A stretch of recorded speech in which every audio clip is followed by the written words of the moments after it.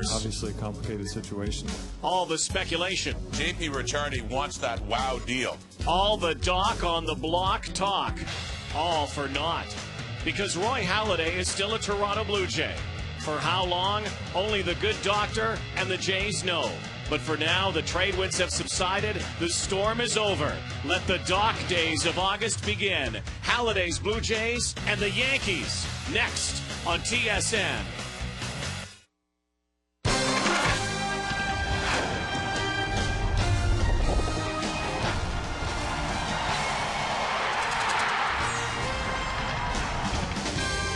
It's sunny right now, but it was raining. We had thunder showers earlier today in downtown Toronto. The first place Yankees are in town, but because of that threat of rain, we are indoors for the moment. We have both games of this two-game set with the Yanks in high definition on TSN. Before this one gets underway, Marco Scutaro earlier getting a chance to meet up with his old mate, A.J. Burnett. And maybe one of the reasons he's hugging A.J. is because he doesn't face him in this series. A.J. Burnett will not pitch against the Blue Jays. Hi, everybody. Rod Black along with Pat Tabler. Roy Halladay will. And a lot of people thought before the Jays left on the West Coast trip that he would not come back with his team. But he's back, and he's pitching like Halladay of old. Now, when he first came off the disabled list, you could tell he was a little bit rusty. Tampa Bay, he had his troubles, and then in New York in his second start, he gave up 3 home runs. That's not like Roy Halladay. But then he settled in, started piling up the innings and pounding the strike zone like he did. Against Boston, he had a complete game shutout. Lots of strikeouts for Halladay. He had 10, and it's starting to look like the guy we saw earlier in the year. Roy Halladay, all the scuttlebutt. Do you think any of the pressure started to get to him after a while? No, if you know Halladay, you know that doesn't bother him. I think the problem that Roy Halladay had was the runs were not there. The offense had a lot of problems scoring runs since his return from the disabled list. Just 1-3 with a very good ERA. Look at the run support, under 3 runs a game. You're not going to win a lot of games when your offense does not score runs for you. Roy Halladay, still a Toronto Blue Jay. Let the rumors begin again in October when the trade speculation begins once again. Number 32 will start tonight. And a good pitching matchup here at Rogers Center. He will be matched up against Andy Pettit, who always pitches well here at Rogers Center against the Blue Jays. And Halladay has been so good here at home all season long. This should be a lot of fun to watch. Pettit has not won since July 1st. Andy Pettit, Roy Halladay in the Dome when we come back tonight on TSN.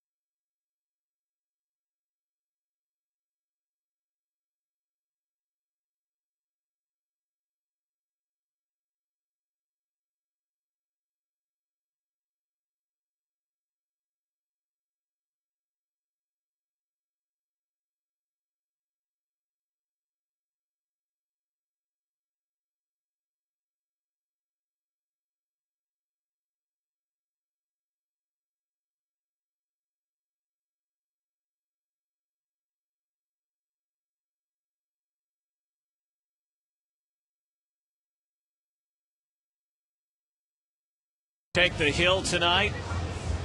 I'm sure the reception will be an impressive one. Here he comes.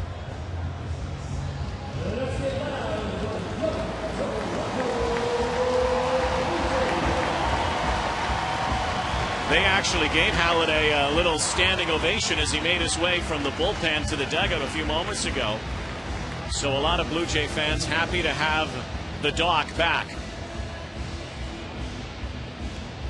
Just when it looked like he might be dealt before last Friday's deadline. Here's the hitting lineup for Joe Girardi's New York Yankees tonight. American League East leaders have won 12 of their last 17. Derek Jeter leads off Johnny Damon. Impressive stats against Halliday. Lifetime .349, 2 homers, 4 RBIs. Switch hitting first baseman Mark Teixeira. Then A-Rod, Alex Rodriguez, also matches up well against Halliday. The DH tonight for New York, Hideki Matsui. Jorge Posada catches. Robinson Cano. Melky Cabrera, fresh off his cycle. And former Blue Jay and Rookie of the Year in the American League, Eric Hinsky, now a Yankee, bats ninth. Halliday on the mound, 11-4 with a great 2.68 earned run average. Those 4 complete games, #1 in the American League. A great walk to strikeout ratio, one of the best in all of baseball. Halliday on the mound against the Yankees in his career. He has been very good against New York.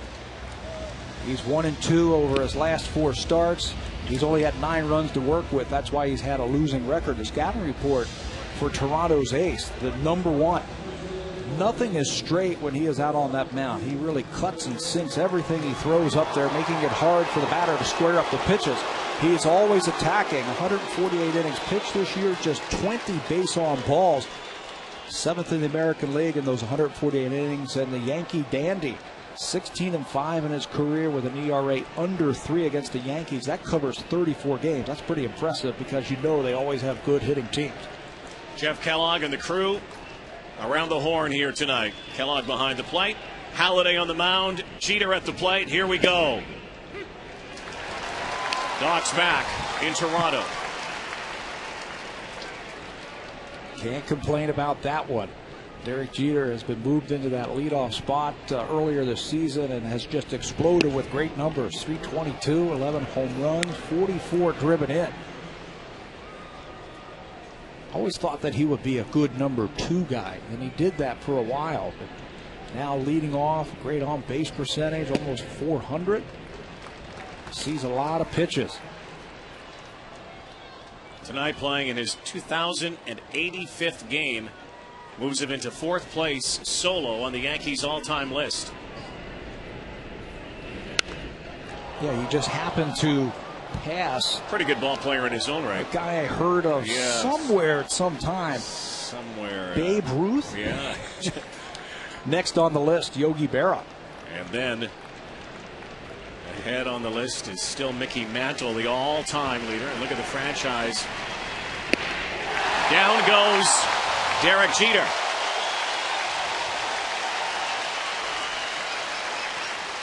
Well, when Halliday is going well, you're going to get a lot of ground ball outs. Here's how they'll line up defensively tonight.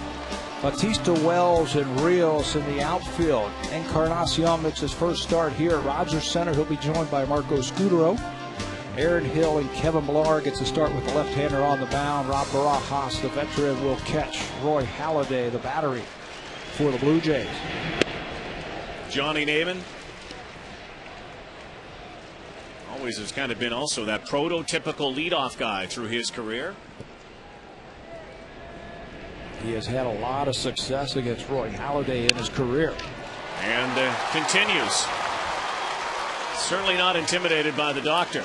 Johnny Damon's on. Yeah, an average of 350 against Halladay. He just slaps the ball around. If you pitch him inside, he's able to pull the ball for extra bases. This time it looked like a backdoor slider or cutter. Just slaps it by Encarnacion for the game's first hit.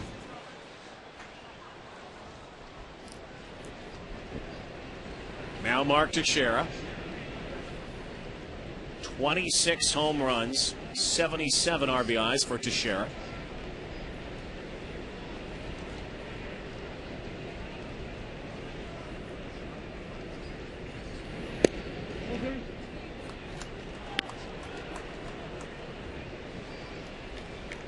That is Marco Scudero working with Edwin Encarnacion where they want to defend Teixeira. They have the shift on.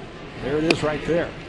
Probably going to pitch him inside, and Scudero is talking to him saying, okay, you got the bag on this play. I'll take it on that one. If he steals, you've got him, but you got to get back to third. So you got a new player in a new league. It's not just offensively they got to work with him. It's defensively.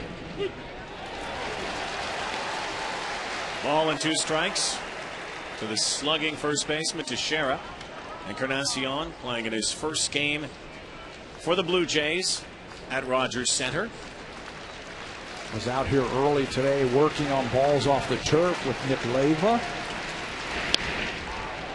Working on throwing the ball. It's always interesting when new guys change leagues and they don't know how to position, how a different organization wants you to defend different people. So there'll be a lot of communicating with Brian Butterfield, the infield instructor, and we'll also watch Marco Scudero carefully as he helps the newly acquired third baseman. Encarnacion made his Blue Jay debut, of course. Scott Rowland trade with Cincinnati. In Oakland, 2 games there. Wearing the Blue Jay white tonight. 1-2 pitch again. Got him. Freezes Teixeira. Got plenty of the plate. Looked like he backdoored him again. Plenty of the plate as Teixeira gives up on that curveball. And then he dusts the outside corner with it. Barajas does a good job of holding it there for home plate umpire Jeff Kellogg. Those cheers for Alex Rodriguez. Bronx cheers here. There are a few cheers as well. A lot of New York fans, New York State fans make their way up to Toronto when the Yankees come to town, of course. He is not a very well-liked ball player for Blue Jay faithful. They love him, those people who wear the NY. He has had great numbers in his career here at Rogers Center also. Lots of home runs, lots of balls driven in. Has been slumping of late, though. He has not homered in his last 53 at-bats.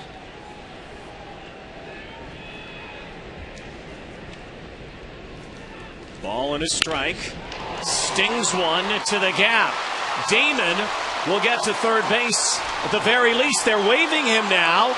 Here comes the throw to the plate. It doesn't matter. Johnny Damon scores, and A-Rod is safe at second. They get him? They got him. He is safe at second base. That looked like he got him. Yeah, a lot happening on that play. First of all, the hit. Halliday tries to go in and leaves it over the plate, and Rodriguez stays right with it. As soon as Vernon Wells cuts the ball off, they have a shot at getting Damon. Quickly gets it into Hill with a good, strong throw. Now, Rodriguez was rounding second, thinking that he has a shot to go to third base. Here comes Damon. He's going to score. Heads-up play by Barajas to throw behind the runner on target, and it looked like he got him. They got him. That looked like they got him.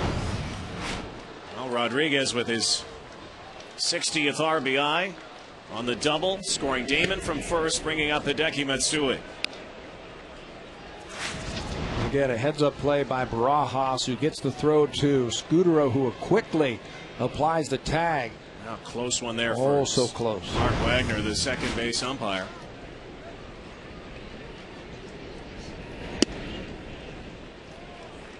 That's Yankee baseball right there. Aggressive. Doesn't matter what inning. Right, they just have good hitters up and down the lineup. When he hit the ball, it looked like it was going to make it all the way to the fence, and Damon would have scored easily. But Wells, showing some speed in center field, cuts the ball off. Remember where he was playing. He was shading him to left center field, so he had a long way to go to cut that ball off and get it into Hill. I didn't think they had a shot at all at Damon, and it was very close.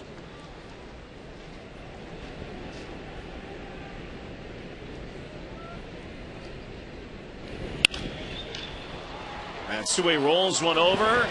Kevin Millar and Halliday dropped the baseball. Throws home. And Barajas dropped the baseball. Wow, a little dropsy going on here tonight. Halliday uncharacteristically dropped the ball after a nice play by Millar. Throws home to get A-Rod. Barajas looked like he had a play there, and he dropped the ball. One of the things that the Blue Jays have done all season long is catch the ball, defend. Millar gets the ball, makes a good throw to Halliday. I don't think he realized how much time he had because Matsui doesn't run very well. But he drops the ball, Barajas blocks the plate, and Rodriguez is able to kick the ball out of his glove. And I think he kind of leaned on his hand right there at the end. And Barajas was slow getting up. So we'll have to wait to see how they score that one. It'll probably be an error on Halliday and an unearned run. The Yankees quickly jump out 2-0. Jorge Posada now. Matsui at first.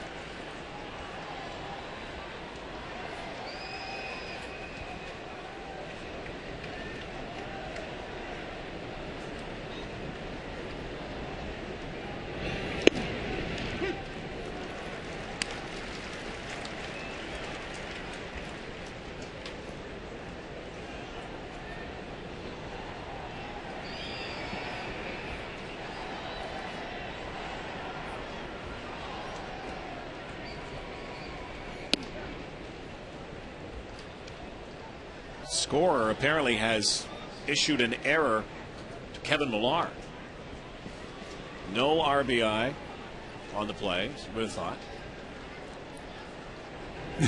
Wow, that was a curious one. Popped up in the center field.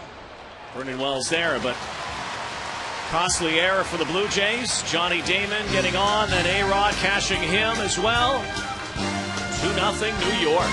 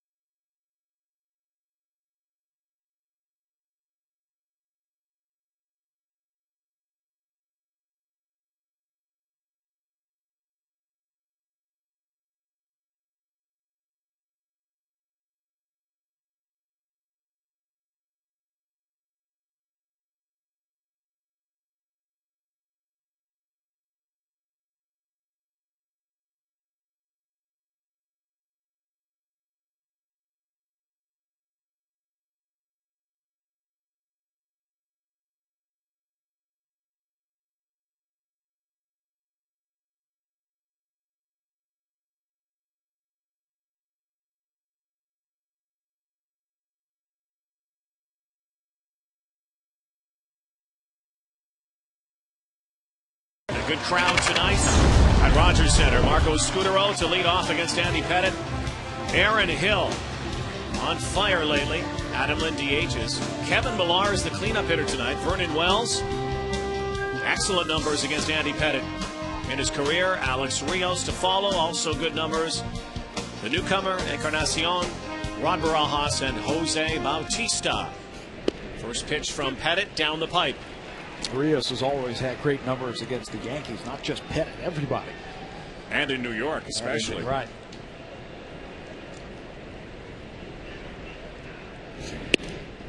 So the Blue Jays will try to climb back after digging an early 2-0 hole. And they'll have to do it against Pettit. The veteran was signed to a one-year contract with the Yankees back on January the 26th. Hasn't disappointed. He's won 8 games for him.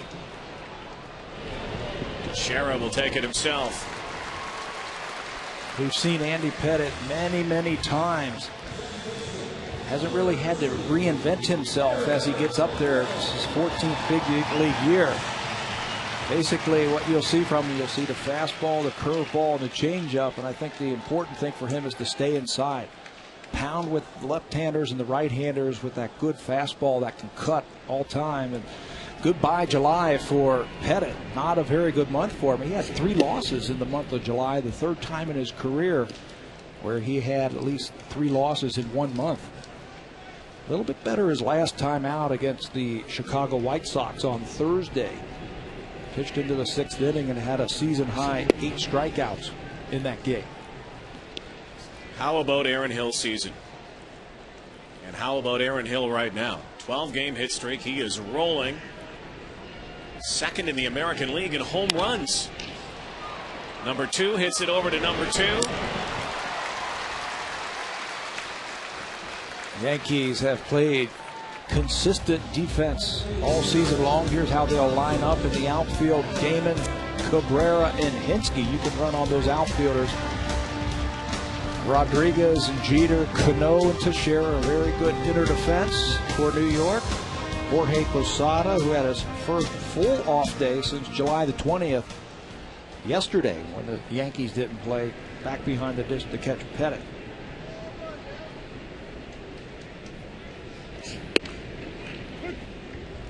Designated hitter Adam Lind.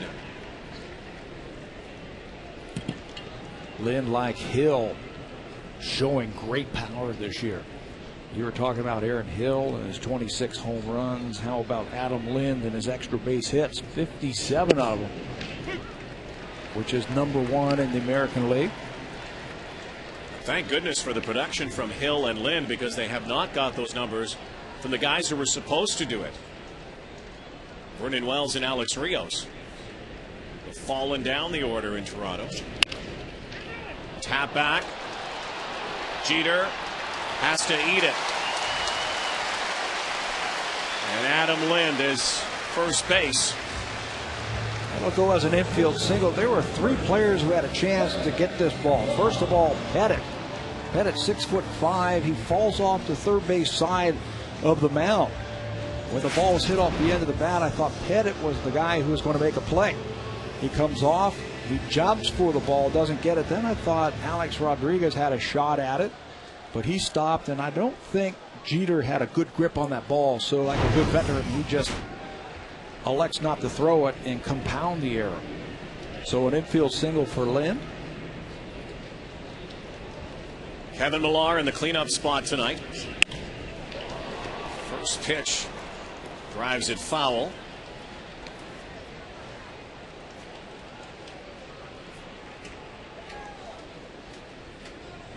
The 5th time this season that Millar has batted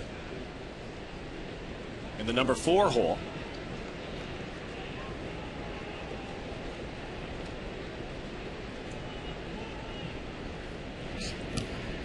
Ball gets away from Posada, and an easy advance to second base for Adam Lind, now in scoring position. Since Scott Rowland left and of course traded to Cincinnati, he wanted to get closer to home. The Blue Jays are going to miss obviously his glove and his bat. He was the cleanup guy as this one just gets away. Yeah, that's been one of the problems for Posada this year, catching the baseball. This is his 5th pass ball. Goes off of his glove and to the backstop. That allows Lind to just trot down into scoring position. But you're right, they're going to have to find those RBIs that they're going to miss in that leadership with Scott Rowland now in Cincinnati.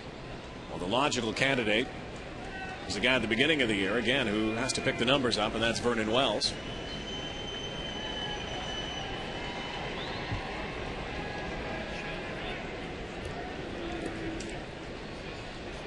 And if ifs and buts, that's what the Blue Jays have really talked about the last couple of years. Pieces here, pieces there. And once again, looking way up in the division at the Yankees, who currently lead the AL East. Big cut there from Millar.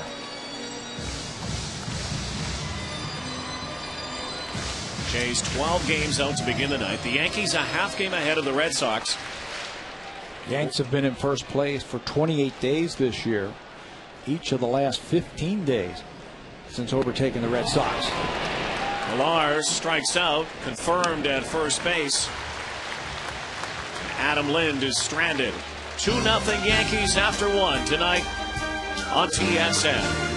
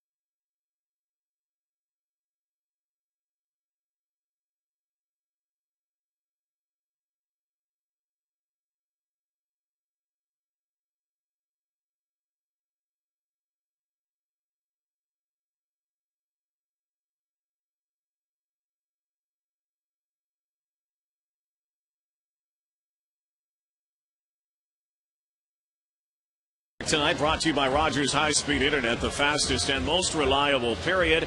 Did you know, Tabby, Roy Halladay is 2-0, 1.80 ERA in 4 career starts against Andy Pettitte? No, I did not know that. I knew he had good numbers against the Yankees in his career. 16-5, an ERA under 3, 34 games, 32 starts. Not a good start for Halladay and the Blue Jays tonight. He will need some support now and looks for a 1-2-3 inning here. Robinson, Cano, Melky Cabrera, Eric Hinske.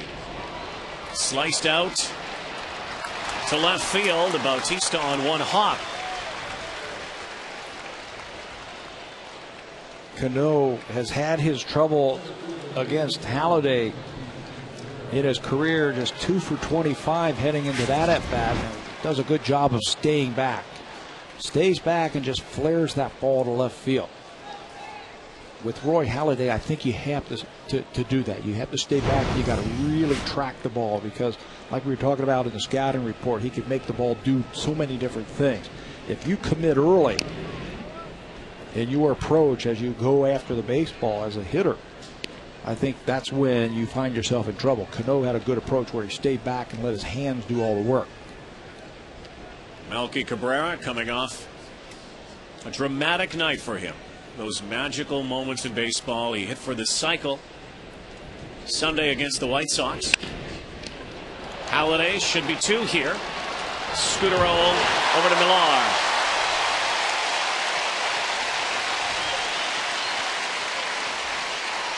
That's more like it. Again, when Halladay is right, you're going to get a lot of ground ball outs. Number 1 in the American League in ground ball outs with 191 coming into this game. This is easy. As soon as he catches it, he steps. You're not looking at the fielder when you are throwing that ball. You're taught to just throw right to the bag. Throw right over second base. It's the shortstop's job to get over there and finish off the play. Scudero does that, a 1.63 DP. Well, a familiar face, Eric Hinske.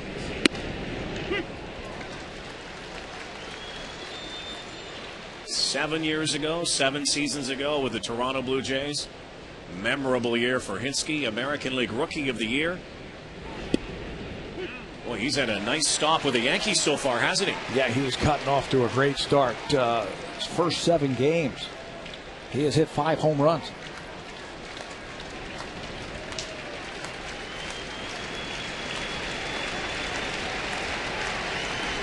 Halladay way ahead here.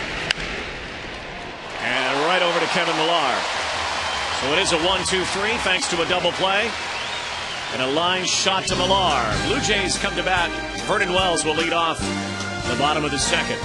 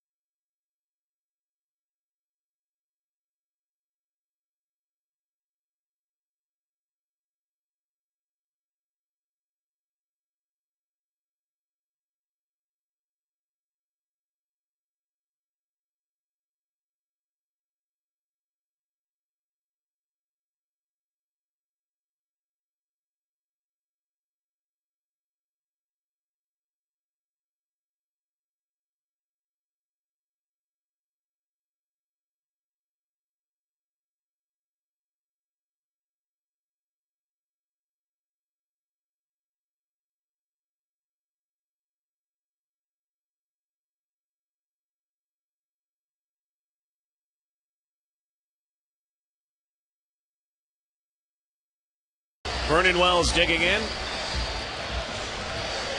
Face Andy Pettitte.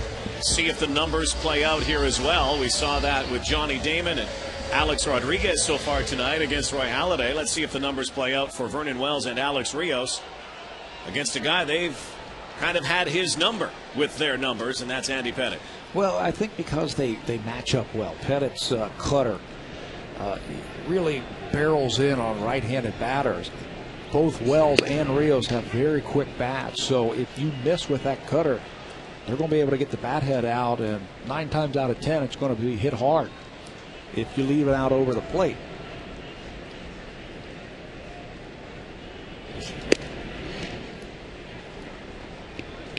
Ball and a strike, just missing the outside corner. Wells has 8 hits in his last 38 at bats, 3 for his last 8. But just never has gotten into a groove. 2009. Well, just when you think that things were going to turn around, they have not, as Pettitte has kept the ball away from Wells. Gets the benefit of the doubt on that ball down and away. Pettitte has had great numbers against the Blue Jays in his career. Made him reach for that one, and it spoils it. And speaking of numbers, and hard to figure out Vernon Wells this year, it just doesn't compute. When you take all the numbers and you put them in there and you jumble them around and pull them out, hitting just a 175 at home. What computes is he's a better hitter on the road. Yeah. The runners in scoring position are not very good, but usually it's the other way around. You usually hit a lot better at home.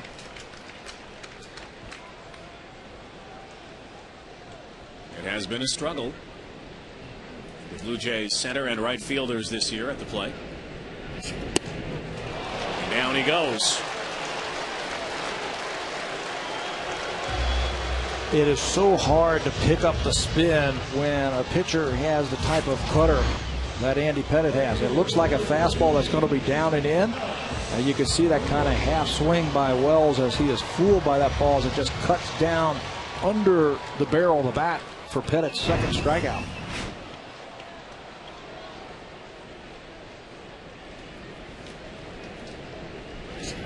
Here's Rios. What is a frightening number when you think about it. Vernon Wells and Alex Rios home run totals combined do not equal Aaron Hill's.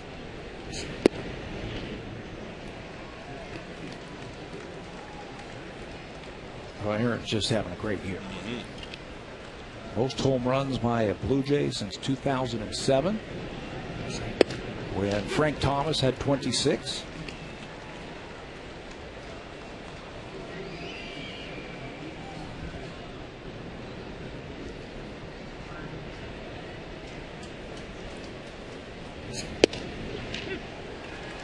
Paints the outside corner. 2 balls, 2 strikes.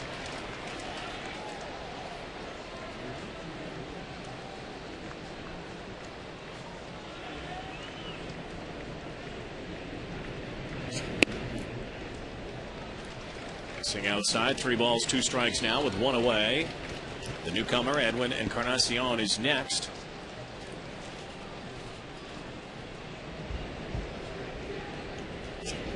And strike 3. Same pitch that got Burnham well. 3-2. Again, it looks like a fastball that's going to be down and in. You start your swing and it just goes underneath the bat. 3 straight strikeouts now for Andy Pettitte against all the right-handers. If you want to throw that cutter like that, you really have to stay on top of it. Pettitte's been doing it for a long, long time. He has beaten the Blue Jays 18 times in his career. Has more career wins against only one other team, does Pettitte, and that is the Baltimore Orioles, who he's defeated 25 times. Teixeira gobbling it up, and a 1-2-3 again for Andy Pettitte. Couple of Ks on the board, 3 strikeouts so far tonight. We've played 2-0 pinstripes.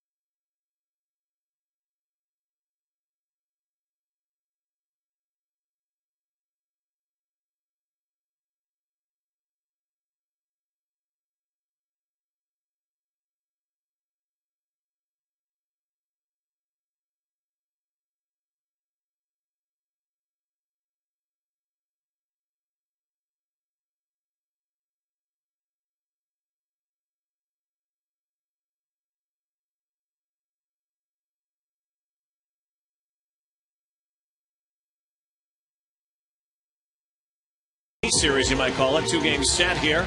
Tomorrow night, Mark Zepchinski, the lefty, against Sergio Mitre, the right-hander. 7 o'clock Eastern, 4 Pacific from Rogers Center. Go to the top half of the 3rd inning. Top of the order for the Yankees, Derek Jeter, who struck out earlier. Yankees with a 2-0 lead.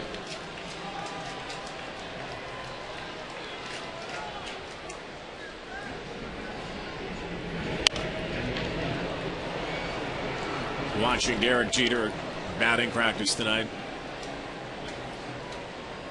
Just so effortless with the wrists, with the hands, the way he can move that ball, that inside-out swing. He's a smart hitter.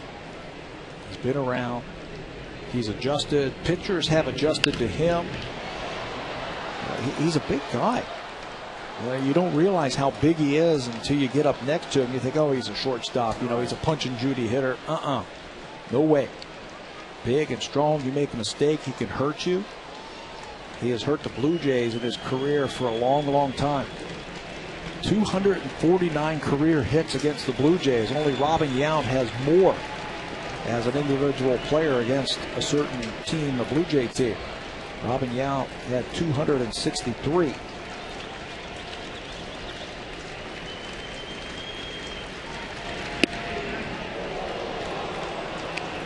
Halladay wanted it, crowd wanted it. It's amazing how this franchise turned. Derek Jeter started playing for the Yankees, the former first-round pick. Down he goes on strikes for the 2nd time tonight. The first one swinging, this one taking. Halladay has him set up with something in her half. Cutter. One of those backup cutters. Jeter for years has done that, trying to sell that to the home plate umpire, kind of backing off. But it catches the plate. That's why Halladay is so tough. You can't give up on that pitch, because at the last second it breaks across the inner half. And he has the ability to throw it both sides of the plate, all four quadrants of the strike zone. Mix and match.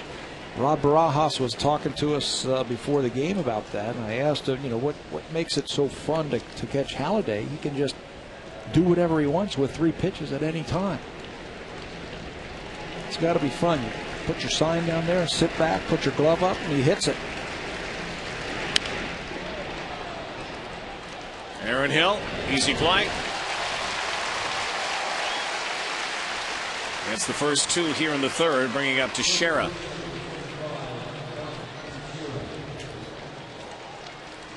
Of course, the reunion weekend, Mr. Tabler, and guess who's back in town? One of the greatest, if not the greatest, Blue Jay of all time.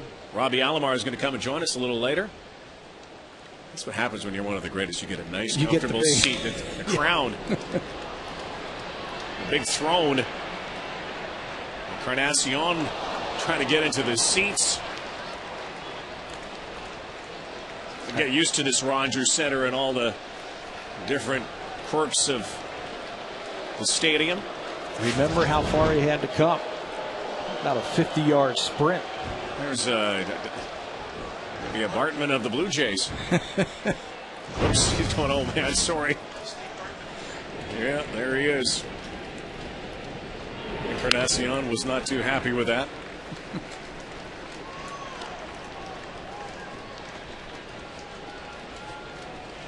He had the jersey and everything.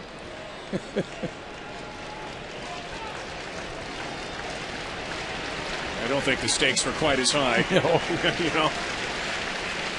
Won't have to go into hiding, a.k.a. Steve Bartman. 0-2. Driven to left field and hard. Bautista over his shoulder, can't catch up with it.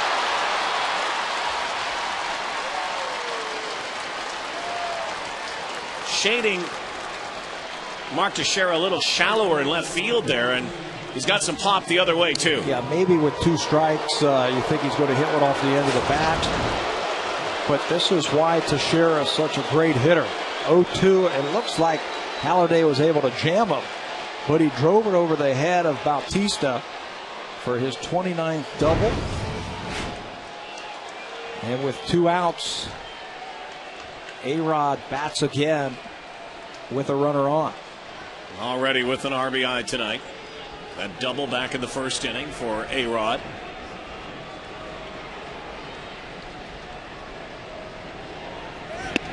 Talk about a life under the microscope.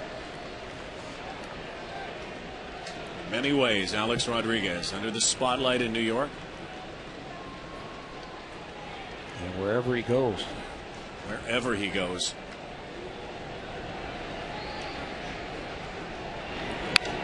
We're talking his last time up, how he has been in a home run drought. He and Kevin Long got together and noticed that Rodriguez was lunging at pitches last week when they were in Tampa. Says that has been corrected. Long says that we have worked on backing up a bit and not being out in front, getting a little bit more consistent, and his first at bat really showed that when he drove the ball to right center. Oh, what a play by Encarnacion from his knees. Safe at first. The crowd appreciates the effort because that saved a run. We have seen great defense from any third baseman this year. We've seen John McDonald over there, of course, Scott Rowland night after night making sensational plays with the glove. And this was almost another one. Quick first step for Encarnacion, but he just couldn't get the ball over there on one hop. It took 1, 2, 3 hops, and by that time, Rodriguez is going to beat that out. That ball, after it hits a couple of times, really starts to slow down. You can see it right there. And Rodriguez can outrun the ball then.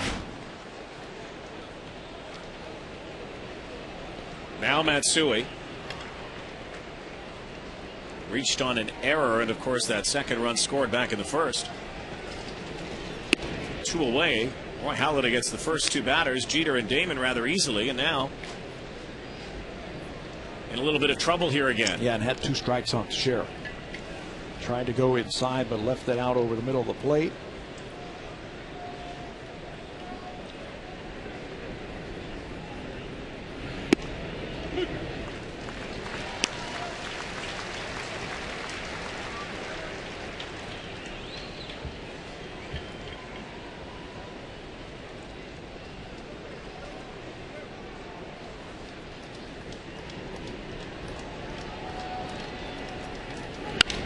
Hit high and hard and deep to right center field. Back against the wall and making a basket catch. It's Vernon Wells. May have hurt himself back there, but this one was way up there. And the former Gold Glover hauls it in.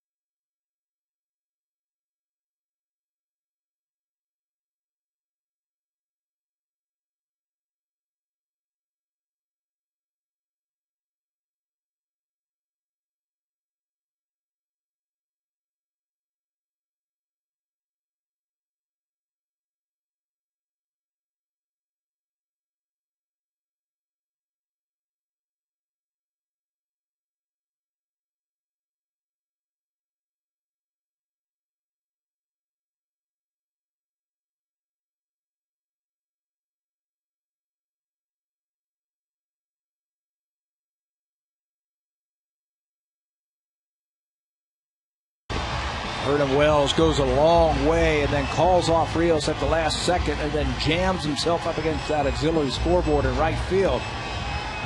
When that ball left the bat from Matsui, it looked like it had a chance, but Wells goes hard into right center field to take away extra bases. Rod Barajas leading off here in the third. Bottom of the third, and the Jays down 2-0. It looked like Vernon Wells went back to chat with trainer George Poulis. Maybe hit his head there. I think more, Rod, it was whiplash. Yeah. It didn't look like his head hit. It looked like his backside hit and just kind of gave his head a little whiplash. So Halladay and the Blue Jays get out of it. Now need to get something going offensively. Barajas, oh, Derek Jeter. Been doing it for years and years and years. A product of good plays is good positioning. You have to know your pitcher, you have to know your batter, and position yourself accordingly. He gets a good quick first step here, and then with those long arms picks that ball out of the air and takes away a hit from Barajas. Get used to that stuff watching the perennial all-star, future Hall of Famer.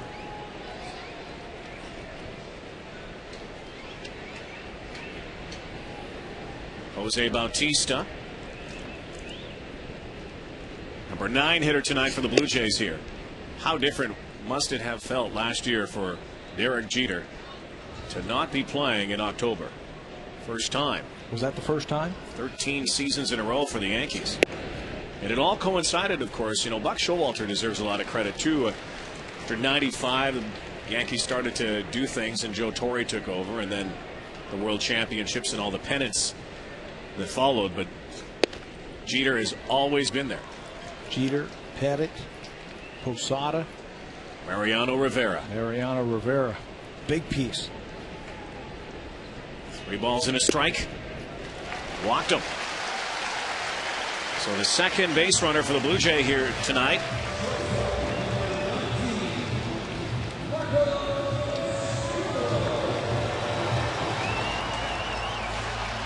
Top of the order now for Toronto, Marco Scutaro. Marco Scutaro did not play on Sunday. Cito Gaston elected to rest him. He's had a little bit of a bruised heel. Couldn't tell from the road trip that Marco had. He was 8 for 19 on that road trip. He's the life of the party, though, isn't he? Marco Scutaro. Not only is he the catalyst, the leadoff guy who's done so well this year, he's having a blast. You have a camera on Marco Scutaro all day long, you've got instant YouTube stuff. Yeah. The day he hit 2 home runs here, he's kissing his bat and making all kind of gestures, having fun before the game. I think he's got a different handshake for each one of the players on the bench before the game. We saw it before tonight's game when he went out and saw his ex-teammate AJ Burnett. It's that guy in Life is Beautiful. What's that actor's name? Alberto Benigni. That's who he reminds me of. You know, he's got the kind of the just having a good time. And life has been beautiful for him. It's been beautiful.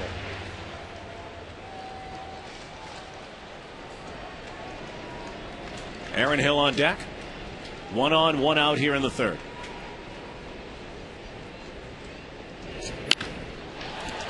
Right to A-Rod and got him at first.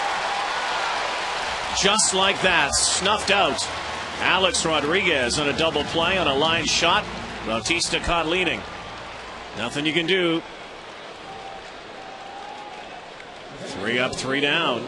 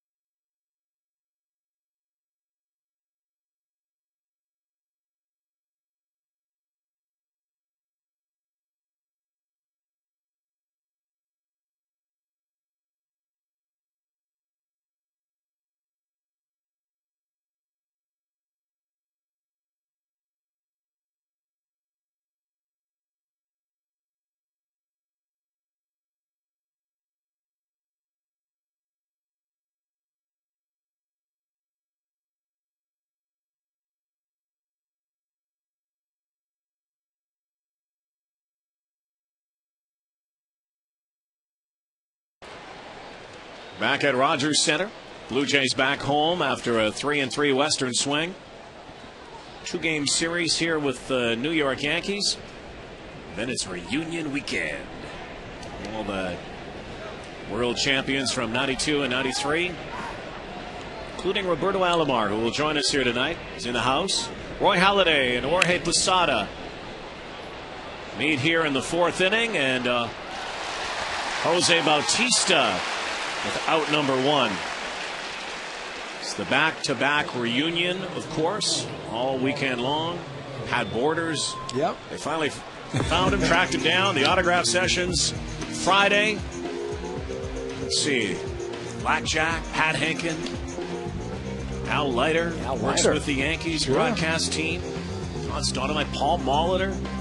So bring all your goodies. Come on out. It should be a lot of fun. Yeah. Devo White and Pat Tabler together in their autograph session. Get your autographs and come reminisce and Who knows? Maybe someday down the road that magic will come back. Yeah. I'm going to keep count of the World Series balls that I see this weekend. I've already signed 2 of them, and the weekend hasn't even started. Fans are showing up, starting to get the itch for this weekend. We've seen one of the players now, Robbie, in town. We got one of the players here in the booth, and you? He's always here. Robinson I'm Cano. always here. You're always here.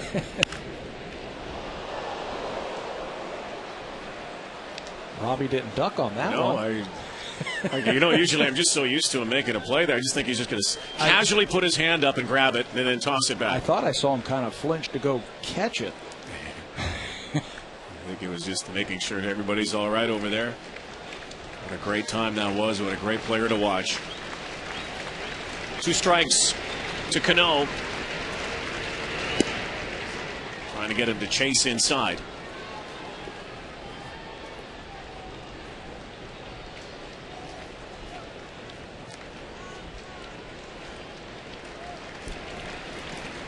Cano last year had an off year, but the power and the numbers are there again for Robinson Cano.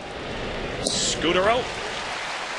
I think one of the better hitting second basemen in the American League. We talk about Pedroia, we talk about Hill, you can throw Brian Roberts and Kinsler in there, but you can match up Cano's numbers: 16 home runs, hitting over 300, playing good defense. He's only committed 4 errors this year. Fits in nicely in that new Yankee Stadium, a left-handed batter. Ball just jumps into that ballpark. You ever come close to hitting for the cycle? I think in my backyard in 1968. With a full ball? I did, yeah. Well, no, but in real baseball, no. Blue Jays have not done it too often, only a couple of times. The Yankees 15 times by 11 players. Melky Cabrera, the latest. Saw an interesting stat about that. The last time before Cabrera's, the last time they had a cycle were 2 perfect games ago and 4 World Series champions. Isn't that something? And you know who the last guy was? Another guy up here, wasn't it? Tony Fernandez.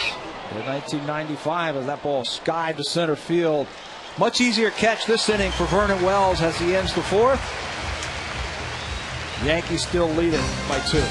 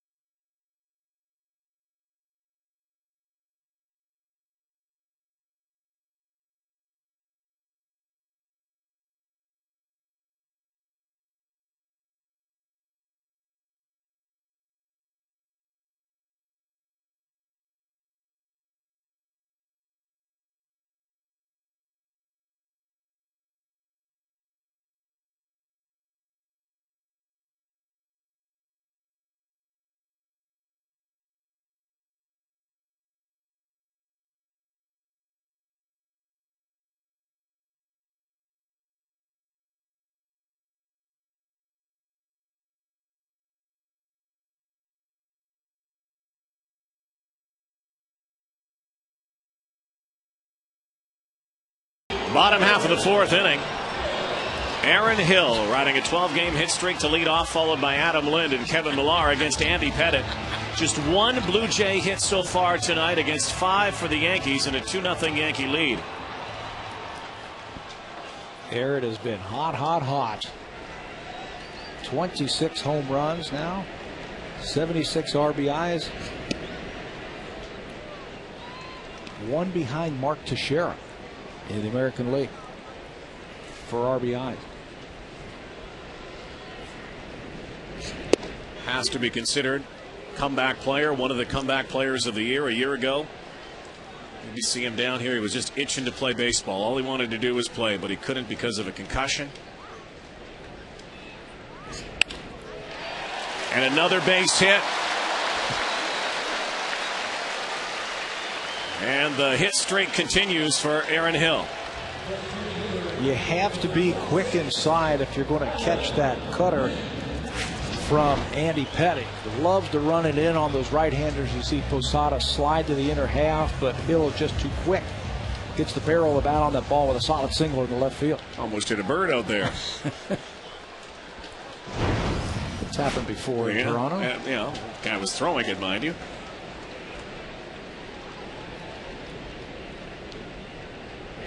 And the guy who threw it and, of course, hit that seagull at Exhibition Stadium, I haven't heard. Is Dave Winfield coming back so, yes. for the reunion? Yes. Wow. You know, how important was he in 1992? What a get. What an attitude that he brought over.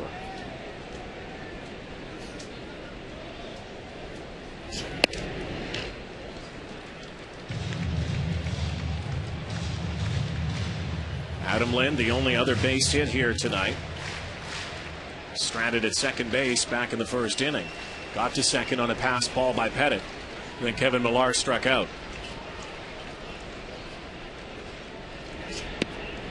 One of the big sluggers in the American League, Justin Morneau, leads the American League in total bases with 233. We were talking a couple of innings ago when Hill and Lind were coming up. Those two are second and third in the American League in total bases. Aaron Hill with 232 now with that single, and Lind at 222 after his infield single. So big numbers, not just in average and home runs and RBIs, but some of the other off-brand numbers, extra base hits, total bases in the whole league.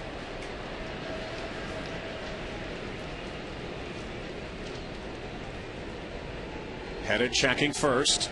Comes home on a 2-2 pitch and strikes out Adam Lind.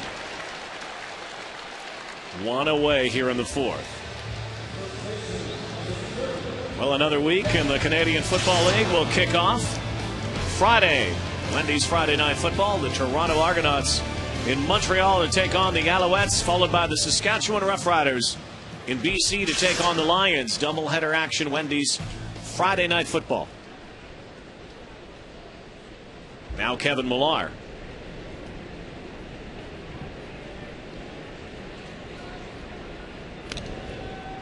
Not a real big lead over at first base for Aaron Hill. They're down by a couple of runs, but it's more because Andy Pettitte has got such a great pickoff move. 5 pickoffs in the American League, which is tied for second behind John Lester and Clayton Richard, who was just traded from the White Sox. They lead with 6. One of the best ever.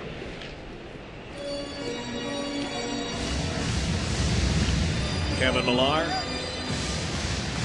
former teammate of Johnny Damon and band of idiots that they called themselves that just happened to win a World Series.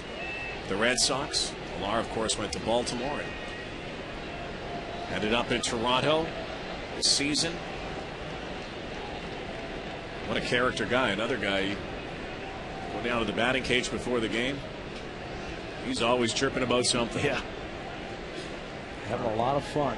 Not a good attitude. I don't think Posada has that many fingers to put down. No. What Pettitte keeps shaking them off. Trying the fastball here. I think that had something to do with location. That Pettitte wasn't happy with where they were talking about location to Millar.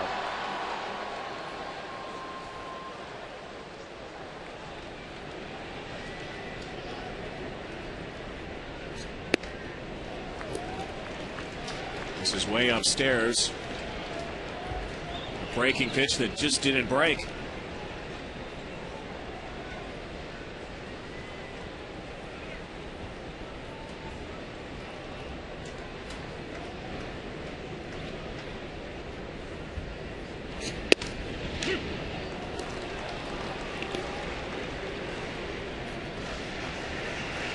looks like they're going to try and keep the ball away from Millar. They might show him something inside, but he's still very quick. If he's in a fastball count, he can get the head of that bat out.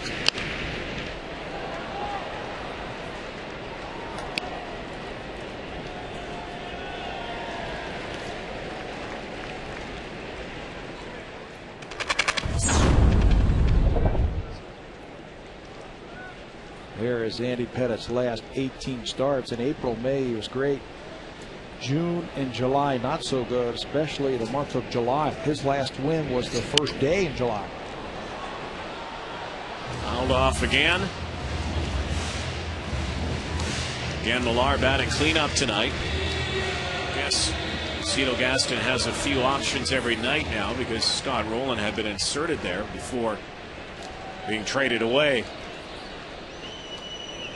Claimed that spot. It's been an inconsistent year for Pettit. We showed that that graphic right there. But only Randy Johnson has more wins this decade than Andy Pettit. It's remarkable. So isn't it? he has been consistent for the last 10 seasons. Randy Johnson has 143 wins this decade. Andy Pettit right behind him at 142.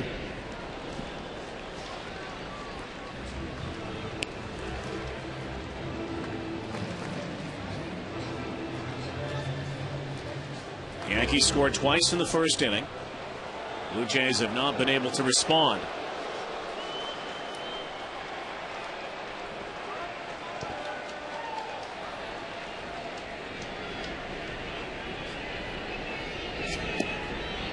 Tried to bust him inside and missed. Second walk tonight for Andy Pettit. Now 2 on with 1 away and brings up Vernon Wells. Yeah, learned something from his first at bat. Made the adjustment. Said, I'm not going to swing at that cutter because it's a ball. 3-2. He had to have a feel that Pettit was going to come back in there, and he did, and he just took it for a walk. Second one tonight. He pitched Millar, Wells, and Rios the exact same their first time up and struck them all out.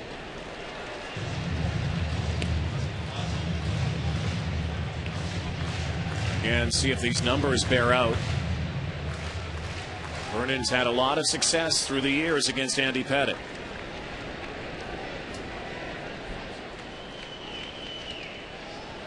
Ian Posada going through the signs with Hill over at second base. That was a sign for the middle infielder saying that if both runners decide to steal, I am not going to throw to the third baseman. I'm going to get the slower runner and try and get him at second.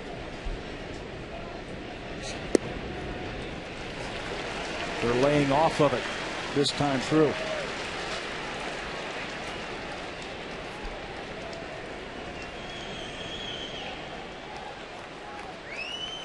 Try to change that trend. This is the pitch to do it right here. Andy Pettit can't find the strike zone right now. He came into this game, if there was a flaw in his stats, it was the base on ball. 47 coming into this game, which is 10th in the American League. That is something that over the years we haven't seen from Pettit. He's always had great command. And now the bases will be full of Blue Jays for Alex Rios, and just 1 away. Back-to-back walks, third base on balls delivered tonight from Andy Pettit. Yeah, to notice the right-hander is not even offering at it, just staying back. They learned something from their first time up against him. A little bit too aggressive with that cutter on the inside part. That time a little bit more thinking through the box. Take that ball back through the middle.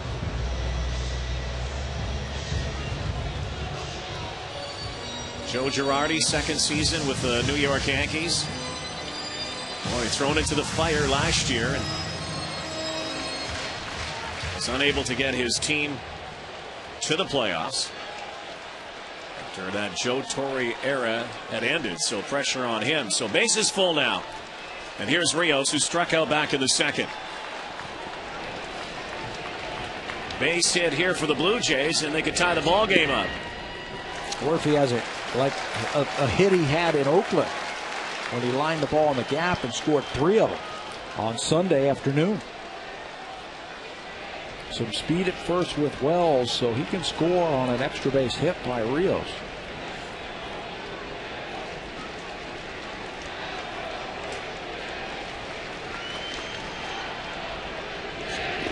And Andy Pettit right now cannot find the plate.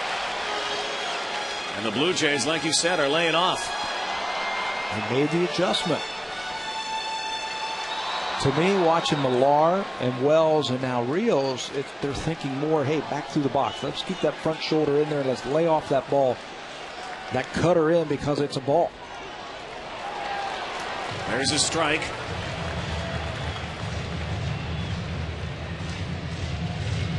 Hill, Millar, and Wells on base.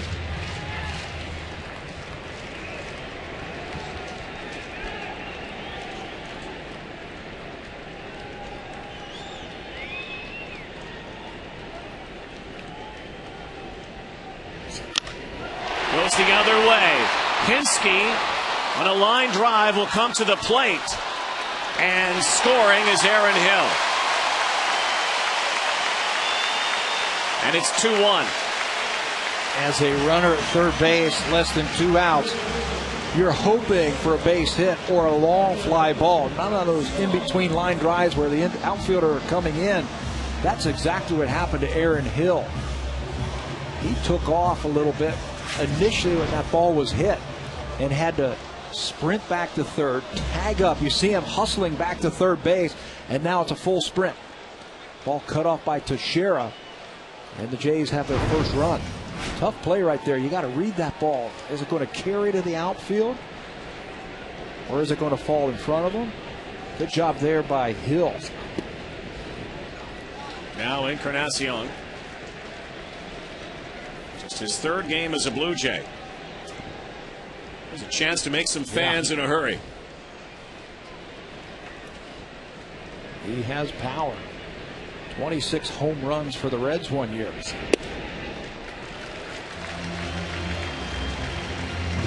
Encarnacion's numbers with Cincinnati tailed off and had some injury problems as well. He had a cracked wrist. A bone in that wrist that really zapped his power. Those kind of things can take a year or so to get fully healed. Hit hard. Cano will get out number 3. The Blue Jays get on the board and strand a couple. When we come back, the great Roberto Alomar will join us in the booth. Toronto down 2-1 through 4.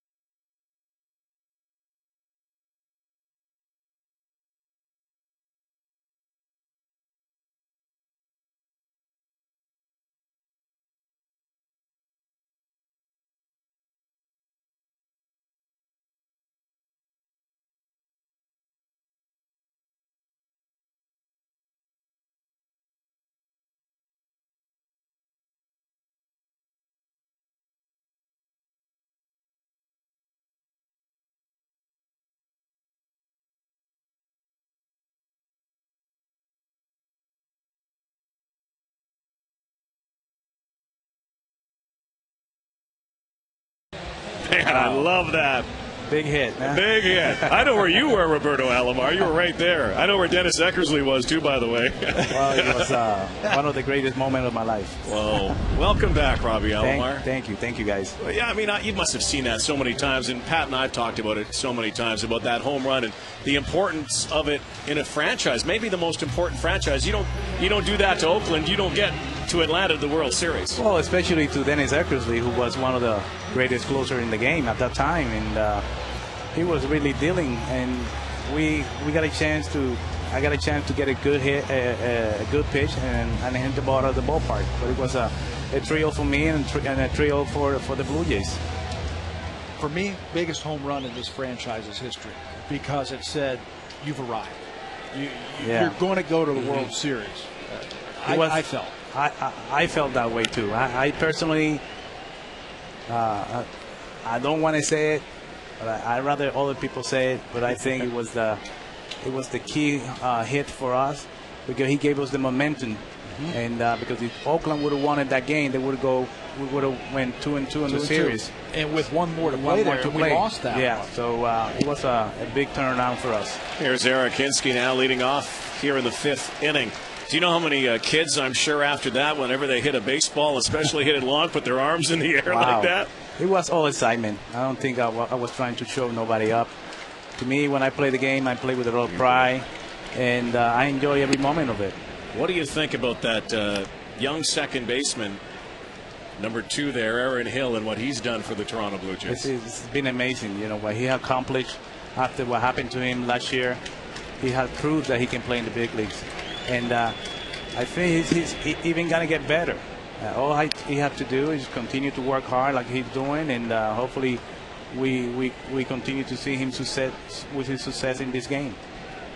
He beat your home run record. Oh yeah, man. Now he's blown by your home run record. He's after your RBI record. Yeah, I think he's gonna get it. Roy Halladay strikes out Eric Hinske. Good timing award for coming in. I know you're coming in for the reunion, but getting a chance to see Doc pitch tonight, and he's still a Blue Jay. He's an amazing pitcher. I got the chance to face him many times, so I'm glad I'm not playing. I'm glad I'm not on the field right now. The game looks easy from up here, doesn't it? It looks real easy. But we all know, right? We all know. We cannot criticize them too much. No. It's a tough game, man, and it's a beautiful game. I still enjoy watching it. So what are you doing now? Well, now I'm into business. I have a business here called Here at Last, Hearing Aids, here in Toronto, and I've been doing a lot of work with Matthew Sacco, and hopefully I can continue to do the work away from baseball, and hopefully get a place here so I can come back more often. Have you thought about getting back into the game in some capacity? I would love to, especially with Toronto Blue Jays. I think I have a lot of respect for this organization, for the city, and if I'm going to do something, I would love to do it with the Toronto Blue Jays. And hopefully, if Paul Beeston is listening to me, maybe he can get me a little job. I'm sure you got it. Your name's up there, right beside his, by the way. Up on the level of excellence. Don't forget, everybody, the back-to-back reunion this weekend. You get a chance to see Robbie, and I know Pat Borders and JC, Joe Carter, and what's that like too when you come back here? And I know honored last year, but to know your name will forever be up there. It's amazing. I remember when I was a little kid in Salinas, Puerto Rico, playing the game of baseball for fun, and now come here to the Dome and see my name up there. It's a dream come true. There's Johnny Damon. And to Encarnacion, Robbie Alomar, welcome home. Welcome back. Thank you, guys. Enjoy the weekend. It's going to be great. So good to see you. We're going to have fun. You're going to have fun. Back to back, baby. Oh, I just love that. Was still the best. Robbie Alomar. We'll be back right after this.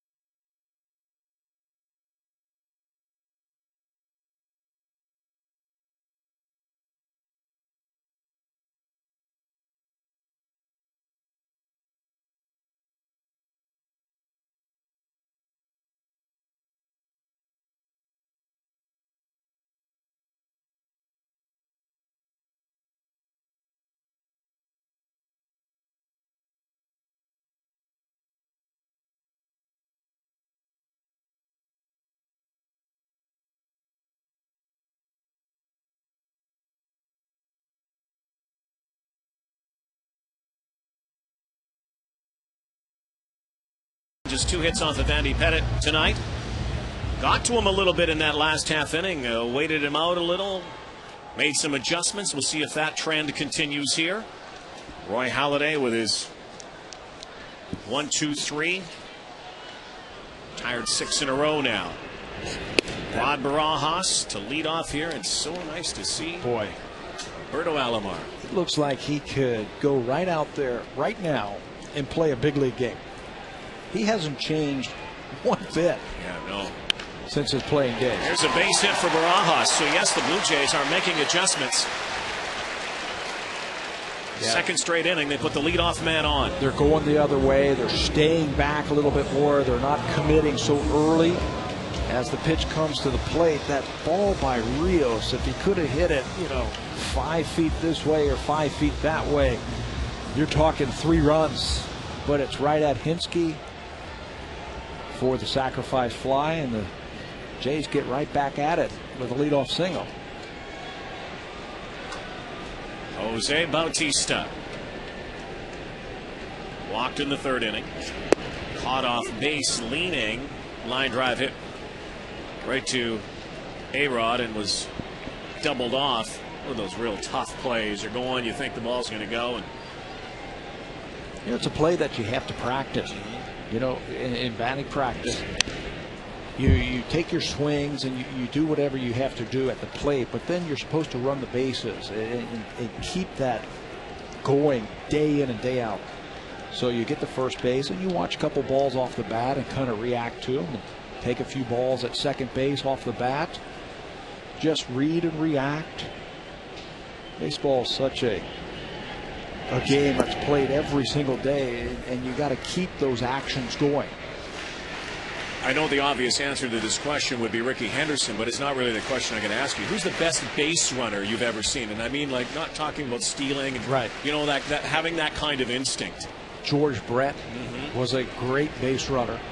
Scott Rowland. Scott Rowland, indeed, was an excellent, or is an excellent base runner. Jam to Shera, back to Jeter, back to Shera.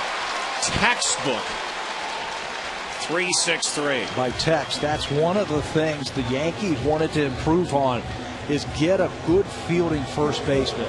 And we've been watching Teixeira all year long make great play after great play. You see it on the highlight reel every night. He comes off quickly and makes a good throw. That's the important thing. Catch the ball first and then make a good throw to your shortstop. And if you do that, let him do the rest of the work. Jeter's one of the best at it. 3-6-3 double play by the infield has helped Pettit here in the 5th. Back to Marco Scutaro. Mark Teixeira. A huge contract with the Yankees, as the Yankees are prone to do in off seasons.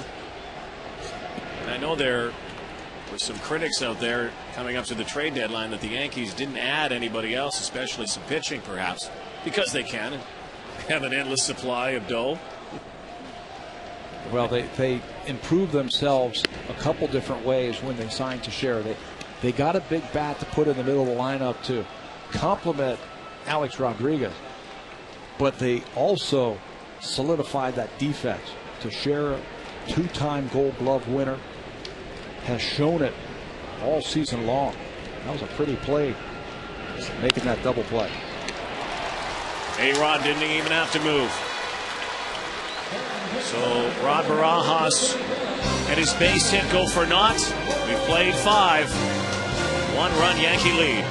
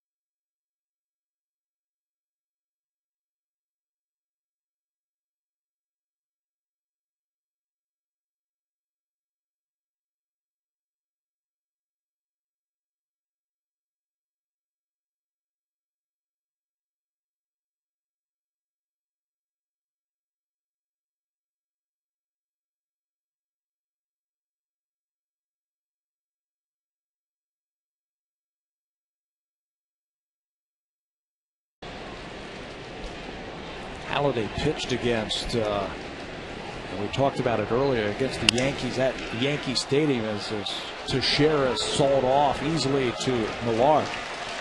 He beat them back on May the 12th. Remember when he was matched up with A.J. Burnett here at Rogers Center. That was his 6th straight win versus the Yankees, and his ERA over that span was under 2. So the Yankees have had great hitting teams, but Halladay has matched up against them so many times, and he's had great success. That loss back on July the 4th. He's cruising right along, and then New Yankee Stadium came up and bit him. 3 fly balls that ended in the stands for home runs.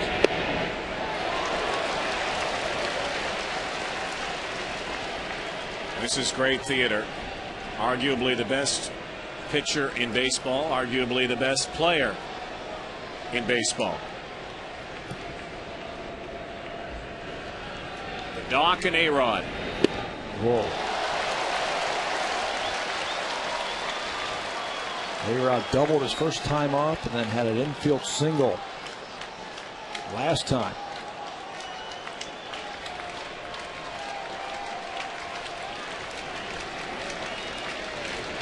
He has hit just 1 home run in his career against Halladay. Got him. Strike 3. A-Rod spits out his seeds. Takes a seat on the bench. Doc has been very consistent in keeping those fastballs right at the knee, getting the calls from home plate umpire Jeff Kellogg. Definitely high enough, right at the knee. Rodriguez had been 2 for 2, and Hideki Matsui slices one foul. Who's got good power numbers against Roy Halladay, who has to be careful, the Japanese All-Star. Yeah, three home runs in his career against Halladay. Almost got one his last time up.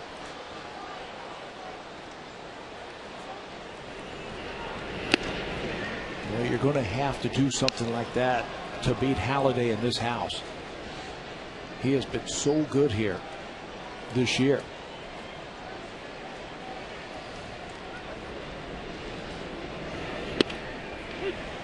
Ball and 2 strikes. Matsui is the anti-Joe Morgan or Willie Stargell or Kevin Youkilis. All those gyrations that players use in the batter's box to wind themselves up before they hit. Yeah. Watch this. Very simple approach.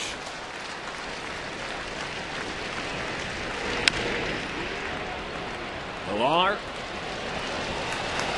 Another 1-2-3. Halladay has retired 10 in a row.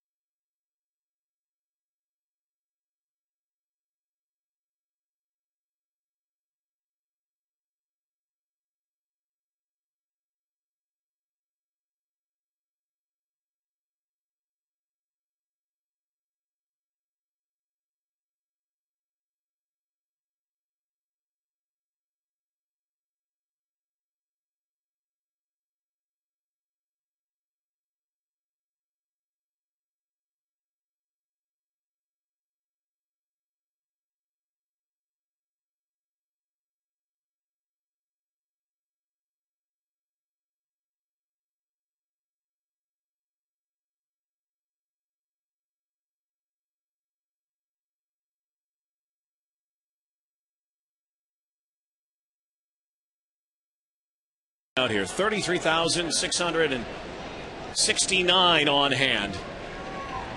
Aaron Hill leading off. Bottom half of the 6th inning. Hill with a base hit, the only run scored for the Blue Jays. Came home on an Alex Rios sacrifice fly, a liner back in the 4th inning. And Derek Jeter does it again. And as you said earlier, it's the positioning. Yeah, he knows his pitcher. He knows the hitter. Been around a long time. This one just to his left. Second time tonight he has taken a hit away from a Blue Jay batter. Rob Barajas back in the 3rd inning, line one to his right. This time Hill to his left. Adam Lind 1 for 2, strikeout and a base hit that happened back in the 1st inning.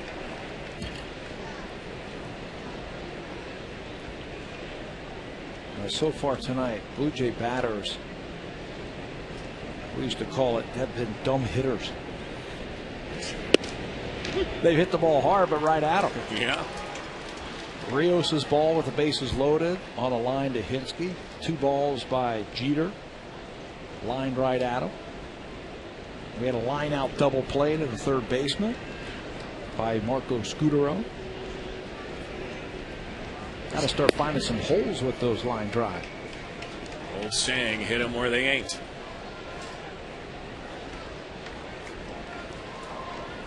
Here we are in the early stages of August and talking about another impressive Yankee team. Right now leading the AL East by a half game over Boston, who leads Tampa 1-0. The bottom of the 4th tonight.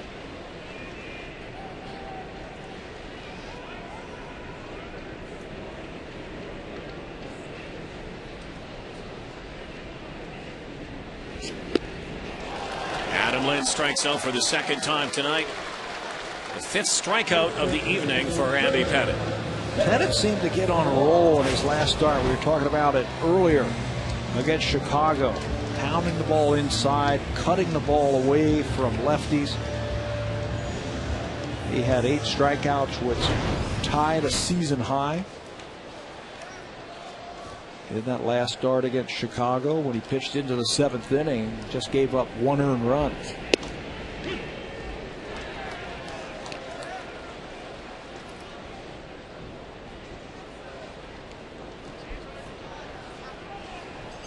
Two away now. Kevin Millar walked and struck out tonight.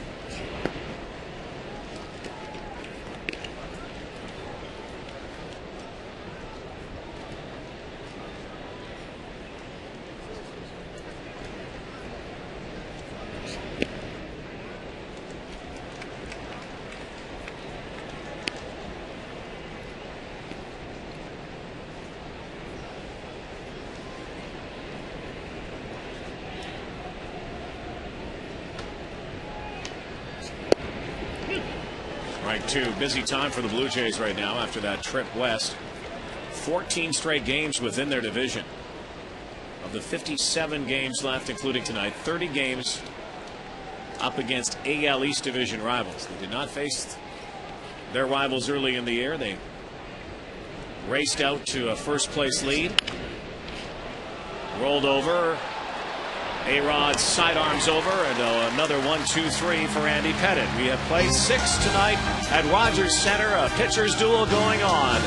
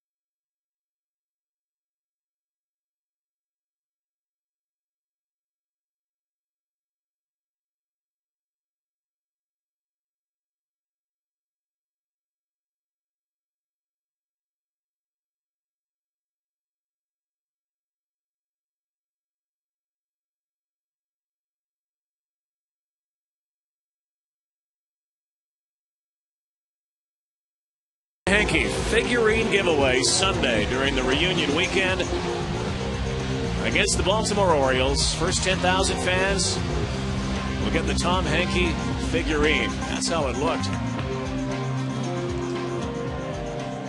That glove was huge. Yeah, it was. But it was black. It was. They got that right. He used to wear that black glove. And nostalgic weekend coming up as the Blue Jays flashback some 16, 17 years, and Jorge Posada leads off here in the 7th. The base hit after Roy Halladay had retired 10 straight Yankees. Yeah, not even coming close to a hit since that infield single by A-Rod back in the 3rd inning. Good piece of hitting there by Posada. Stays back. Slashes at the ball. Looked a lot like the Damon base hit in the 1st inning when he stayed with that sinker and just punched it the other way. That's the thing about the Yankees. I mean, they have the great power numbers, a lot of home runs, but they've also got good hitters. Here's one right here. Aaron Hill from his knee, Scudero, tailor-made double play. It's interesting to hear Robbie Alomar talk about Aaron Hill. And, you know, Orlando Hudson made some good plays when he was here with the Toronto Blue Jays. We've seen some good second basemen. Homer Bush had a couple of good years as well. The closest we've seen to Robbie Alomar, both offensively and defensively, is this guy. Right there. Because he works at his craft. Talking to him the other day, and we were talking about turning double plays. And for me, sitting where I do night after night, watching him, how he turns the double play, he's getting better and better. That was the part of his game that I think needed the most work.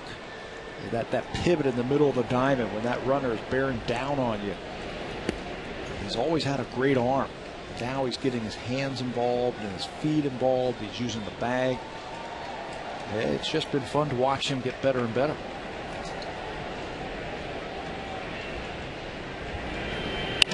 Melky Cabrera. This guy's gotten better and better all season long. 5 pitches for Roy Halladay in the 7th. They're going to stretch here. Blue Jays look to bounce back, down 2-1.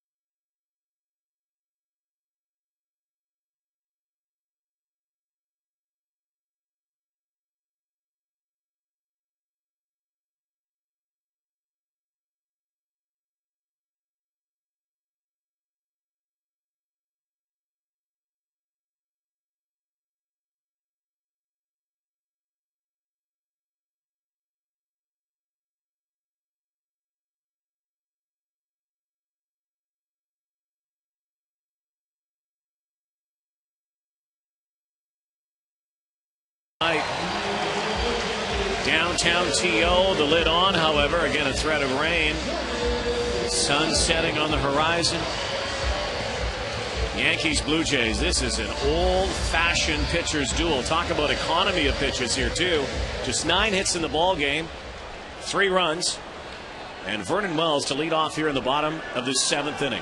Halladay, the last 2 innings, has gone through the Yankees on just 13 pitches. And Pettit is right there also. You know, when you talk about Andy Pettit, you know, the first thing you think of is his great numbers in the postseason.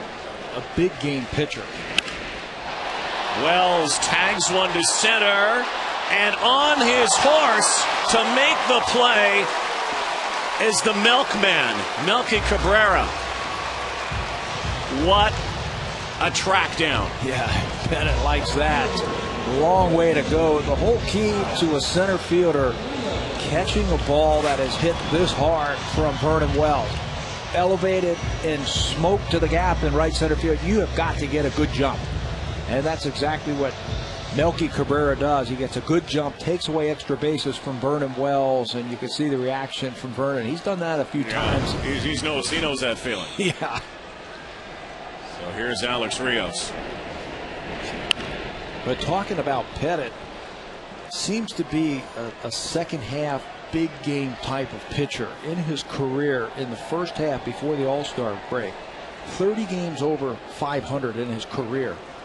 But you get into August and September where those big games count, he has 60 games over 500 in his career in the second half. Big game pitcher. 112 and 52 in the first half.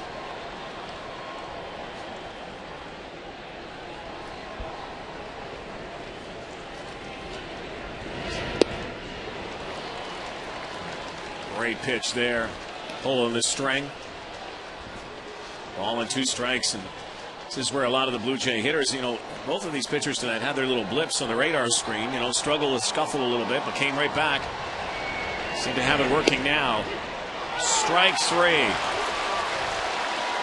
Because they've got the hitters guessing. Well, and they are not, for the most part, putting any pitches in the middle of the plate. They are really carving the corners tonight. This looked like a backdoor cutter from Pettit. Catches the plate, plenty of the plate. Punched out by Jeff Kellogg. It's just a good pitch by Pettit. There's Double E, Edwin Encarnacion, third baseman for the Blue Jays. Now 10 at bats as a Blue Jay. And just 1 hit. And it stopped and kind of stumbled off the rubber.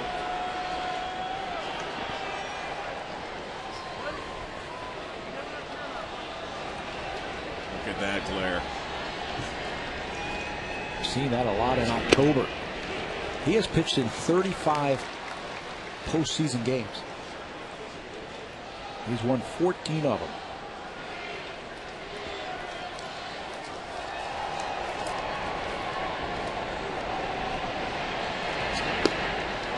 What's also as impressive is his ability to go deep into ball games.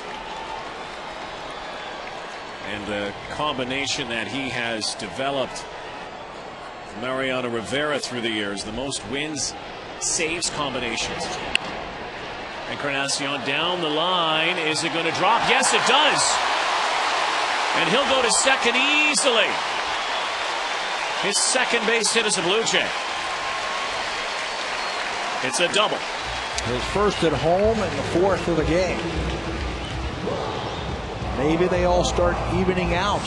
All those line drive outs that the Blue Jays have hit tonight. Little duck snort off the end of the bat down the right field line.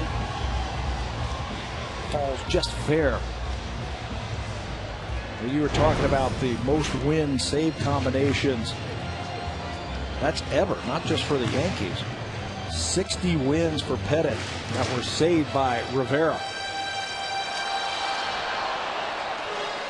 We talked about the second half where he's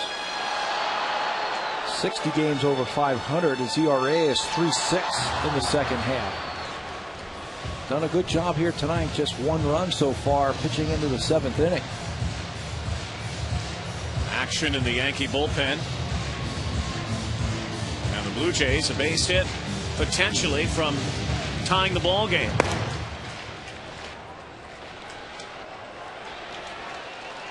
Phil Hughes grabs the ball and quickly starts to get ready.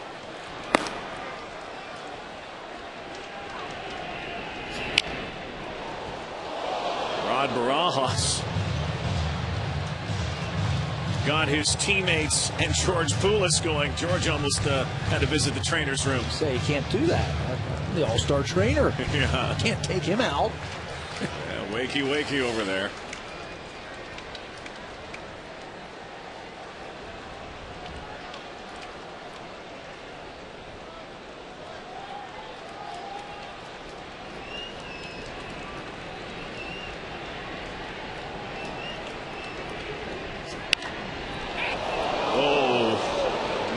Right over near that front row, and it's like someone got hit.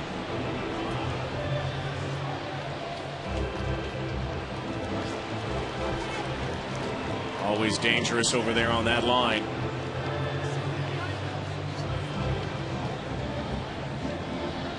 Going to take their time here. Barajas is going to wait.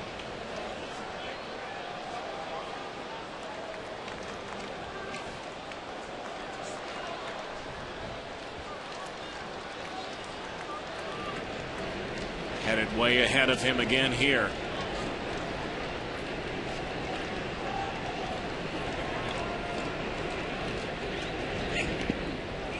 In the dirt.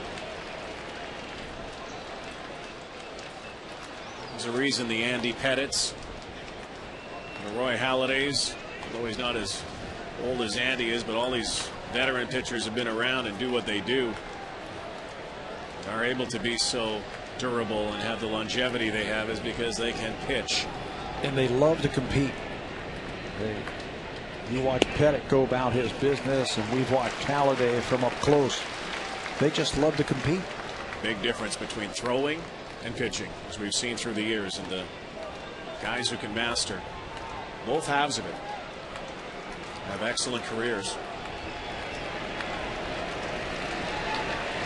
Even count, 2 balls, 2 strikes.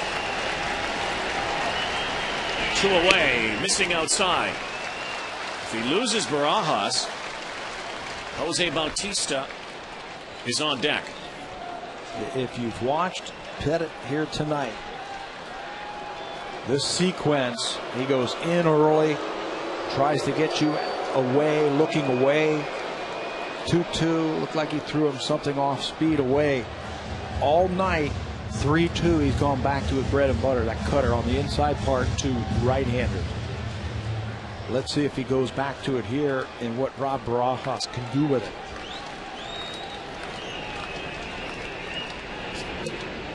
Takes it. Adam 0-2, and Joe Girardi is coming out with Bautista scheduled next. Joe Girardi is taking Andy Pettit out of the ballgame. I'm sure we'll see a pinch hitter with the right-hander coming in. Pettit night's over. Blue Jays have something going.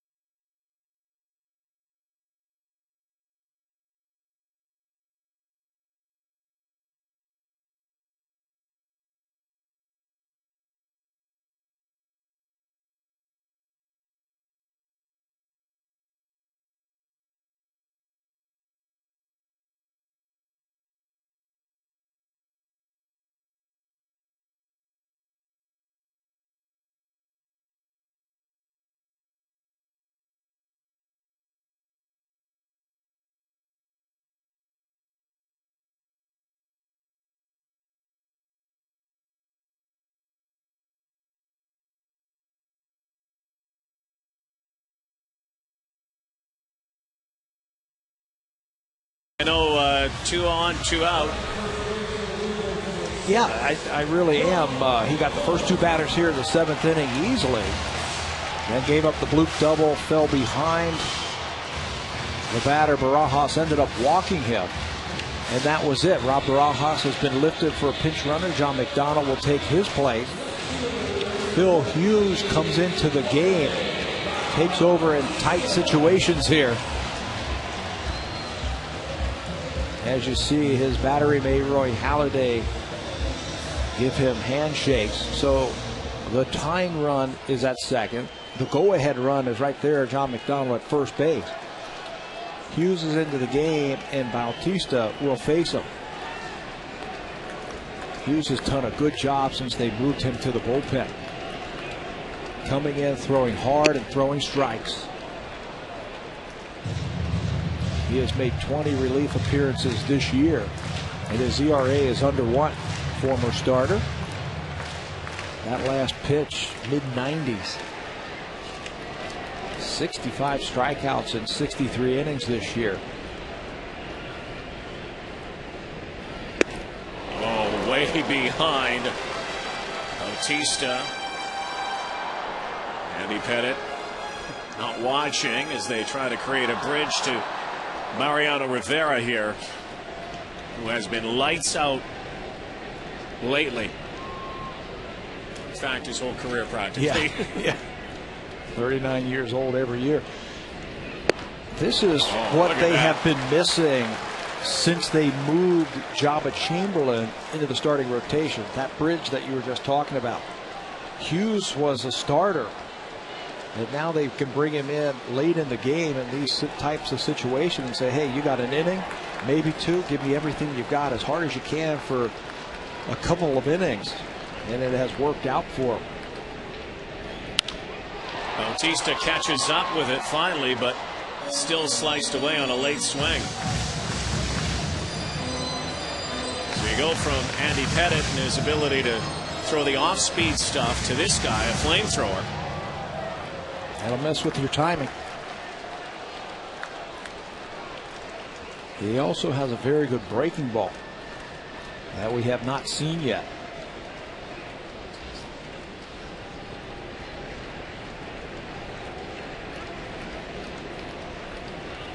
Time called. Yankees scored twice in the first inning, giving Andy Pettit some support. He's not watching. I know his eyes are that way, but it's not anywhere near what's going on at the plate. Blue Jays gone 1 back in the 4th. Foul away again. I think at some point he has got to throw some kind of breaking ball just to mess with the timing of Bautista. I think that's what Posada is going out there to talk to him, even just to show something, just to put breaking ball in his mind. And if you want to come back later in this at bat with your fastball upstairs, then you can.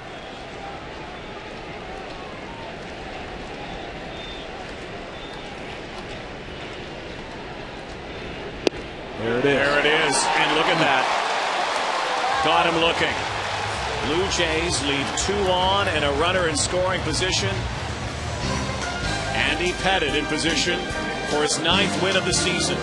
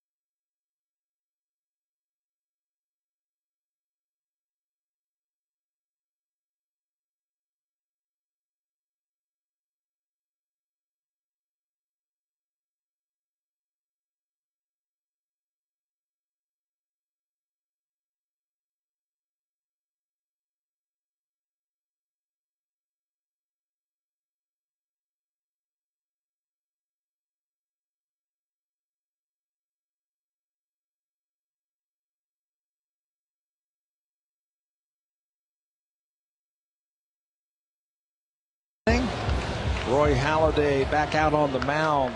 Jays find themselves down by a run. Raul Chavez has taken over behind the plate after Rob Barajas was lifted for the pinch runner in the bottom of the inning.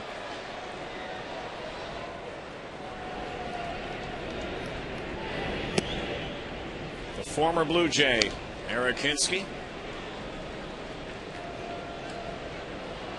What a start to his career he had back in '02 with the Toronto Blue Jays. And fly ball out to Rios for out number 1. And then kind of flatline. Very inconsistent for Hinske. Yeah, put him at third base, put him in the outfield, tried him at first base, just didn't work out for him. Andy Pettitte pitches into the 7th inning, just those 4 hits and an earned run. Pitch count up over 100, 4 walks. That wasn't a problem his last time out. He didn't walk anybody, but he's in line for the win if the bullpen can bring it home. Looked pretty good here tonight. Joe Girardi knows what he was doing, bringing in Phil Hughes at that time. I guess that's why I get big bucks. I guess that's redundant in Yankeeville, the big bucks. Enormous payroll again. And they had an enormous payroll last year. Didn't work. First time in a long time. Didn't get to the postseason.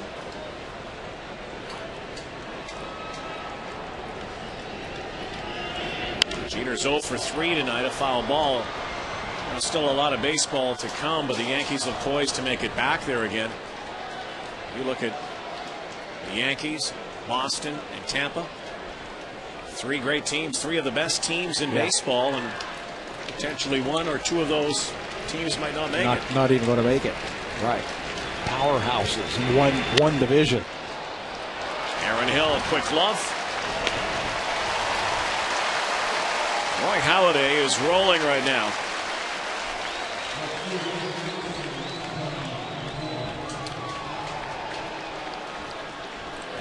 He hasn't been just rolling at home here tonight. He has been rolling here at home against the Yankees in his last 10 home starts. Look at those numbers: 8-0, an ERA of 2. Pitches into the 8th inning. Just great numbers for Halladay. 4 complete games, an opponent's batting average of 184.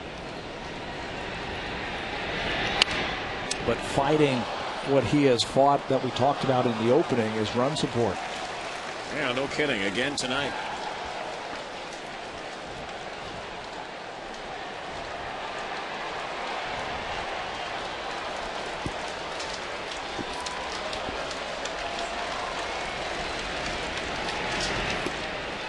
Two downstairs.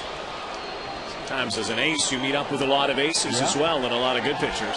And there's nothing you can do about it. You just go out there and you pitch your game, and whatever happens, happens.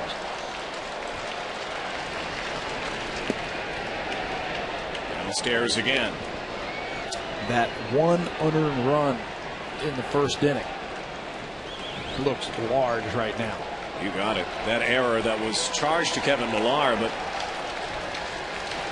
had Halladay's imprint on it too. Fly ball deep to right field, to the wall, and it is gone.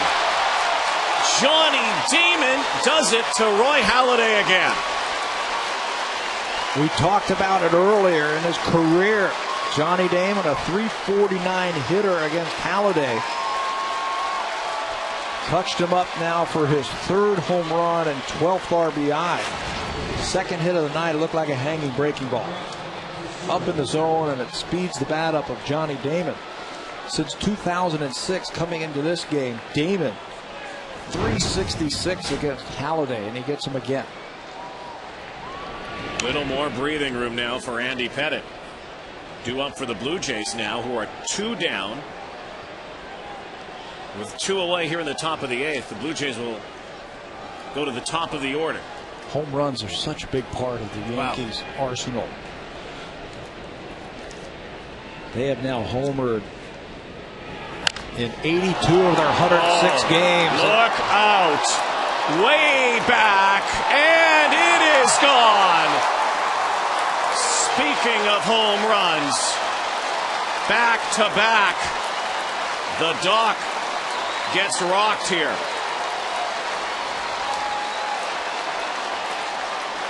Number 27 on the year for Teixeira. And that's the type of home runs that he hits. Those high, majestic, long home runs.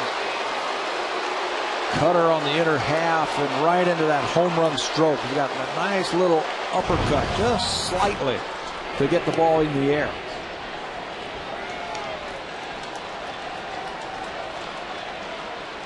There's something you don't see happen very often. Back-to-back home runs off of Roy Halladay, Johnny Damon, Mark Teixeira. Ground ball, A-Rod to Scutaro. But a one-run game is suddenly 3 thanks to the long ball from the Bombers.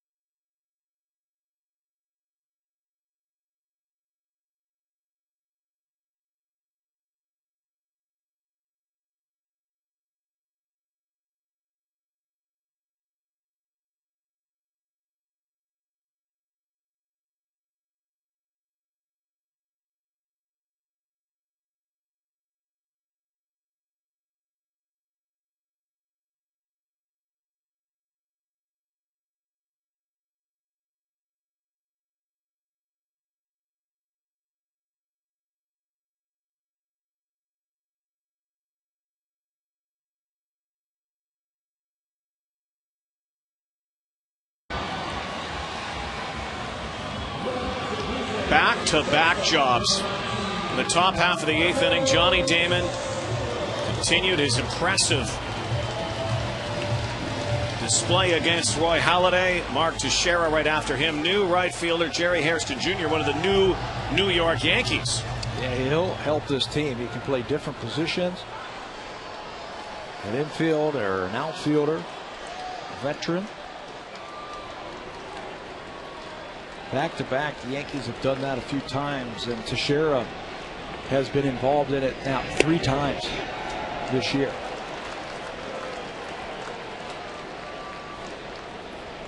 He did it about a week ago in Tampa, and he and Melky Cabrera went back-to-back.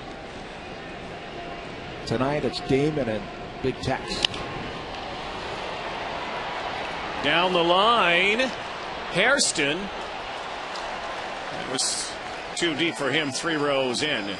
Jerry Hairston, pick up by the Yankees. Not one of those big name pickups, but this is a guy who is one of those super sub utility players, kind of like Ben Zobrist, can play everywhere. 6 positions this year: third base, shortstop, second base, left field, center field, right field. Got him from the Cincinnati Reds. Had a chance to watch him play the last couple of years there. You're right, played some shortstop, outfield, can run a little bit.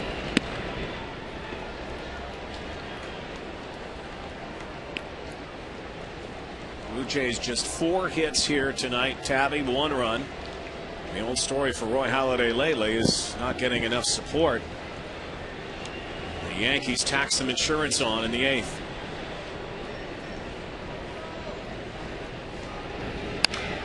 Scutaro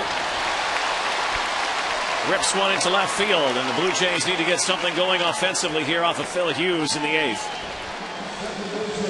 That was a hanger. He had a good 2-strike approach by Scutaro.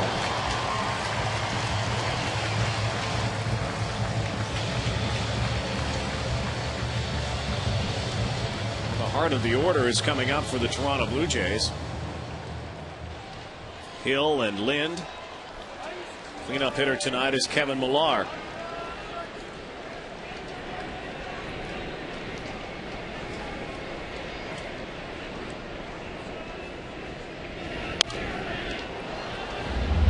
A lot of late swings so far against a guy who can hump it up to 95, 96 miles an hour.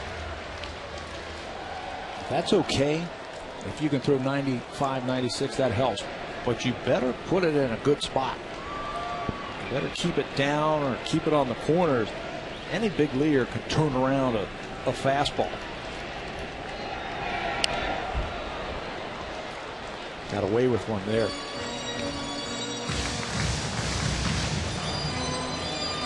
Aaron Hill's hit streak now 13 games in a row at a single. Scored the only run for Toronto back in the fourth. It's the power numbers that are way up.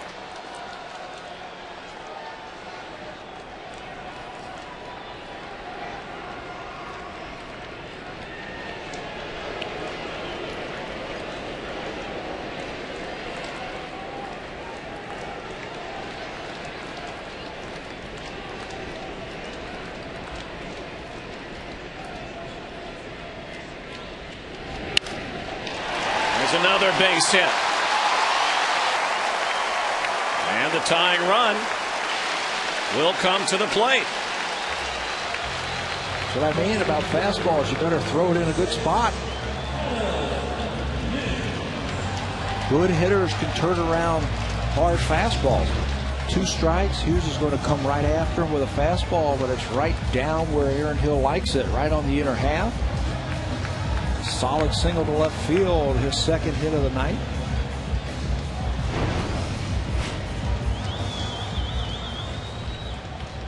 They'll get the bullpen going again.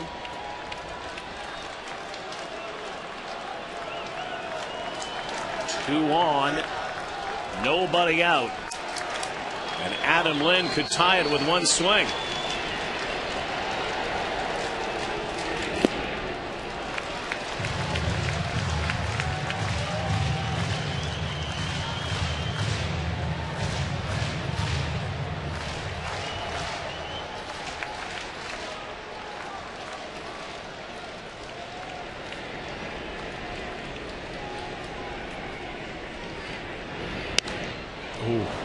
That could have been the swing. That was it. 1-0 fastball, and he had a good rip at it. He has homered 22 times this year.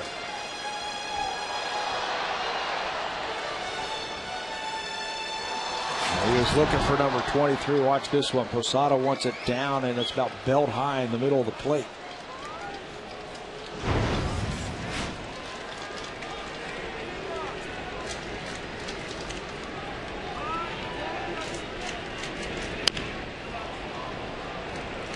Fouls off a breaking pitch.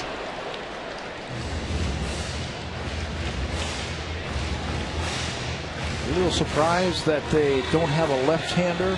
Yes. To face Lind here late in the game. They have a good one in Phil Koch, and they've also got Bruni. But it looks like Girardi is going to try and coax Hughes late into this inning, and maybe use Rivera if he has to get more than one inning for a save.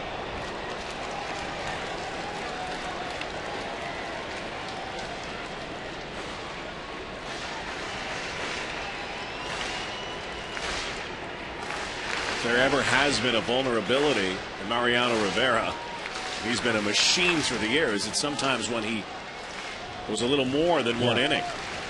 They haven't done that a lot this year. Used him for 4 or 5 out saves. The 1-2 pitch. Strike 3. Lind looks.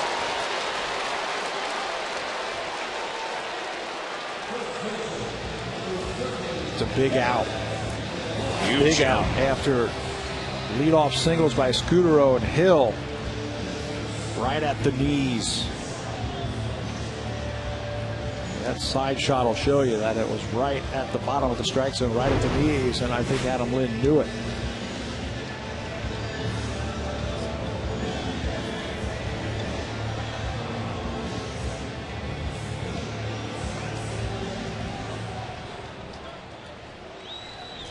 So Kevin Millar. Phil Hughes, a double play ball away from getting out of this.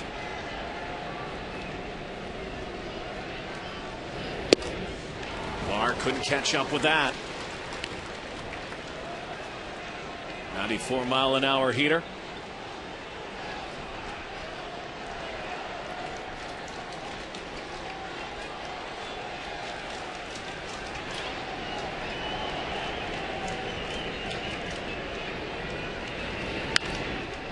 Maybe Girardi feels he doesn't have enough confidence in his left-hander right now. Well, Coke worked 3 days ago in Chicago. That's a new point now with Lynn now. Right-handers coming up in Millar, Wells, and Rios, and Encarnacion.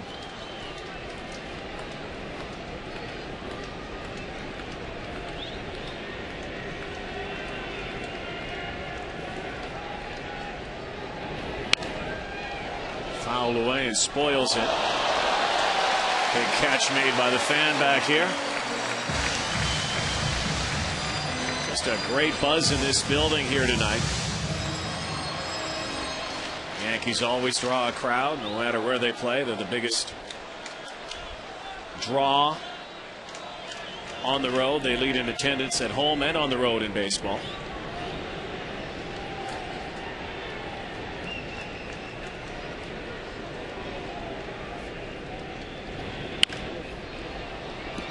Grounded foul again. Yeah, hanging breaking ball there. Hughes has done a really good job for Joe Girardi this year. He gave up a run in the 9th inning last Thursday when they were in Chicago. That snapped a streak of 25 straight scoreless innings, dating all the way back to June the 10th when the Yankees were in Boston. Longest single season scoreless stretch for a Yankees reliever since Mariano Rivera back in 1999. Cross up there. Now a ball and 2 strikes, and maybe it was Girardi's thinking that, you know, you just use Coke and so many right-handers following, and also the big guy on deck, Vernon Wells, coming up, and Alex Rios, just trying to get Hughes through. Yeah, you don't want to burn them for one batter. Hughes throws hard. Somebody missed a sign right there. It looked like Posada actually caught that ball with his wrist and his chest protector.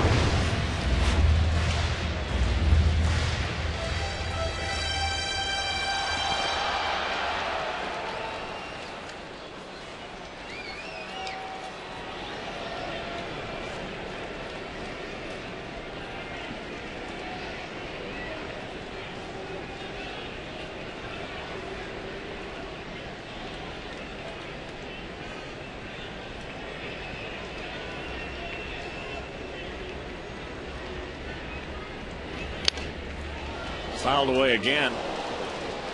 This will be the 25th pitch out of the bullpen for Phil Hughes. Look at the ratio. Yeah, it's fantastic. He's only thrown 4 balls out of the strike zone. Pumping fastballs right there.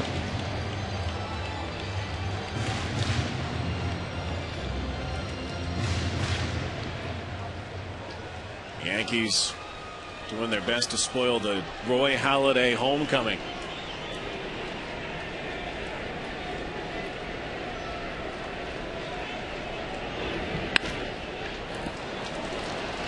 Millar's, yeah, he's making it tough on him. Making it really tough for him.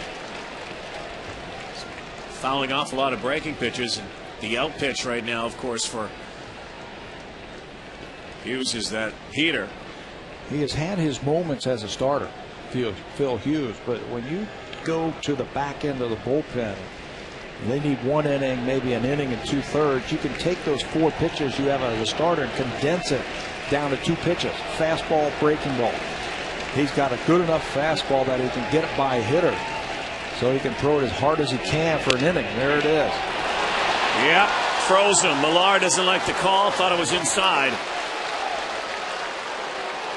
It's back-to-back called strike 3 calls. When you condense what you throw, you got 2 pitches. Good hard fastball right on the inner half or a breaking ball. Millar can't believe it. This shot here will show that it caught the inside part of the plate. Good job by Hughes. So now with Vernon Wells coming up, again the tying run coming to the plate. Look who's coming in. We'll come back to Toronto.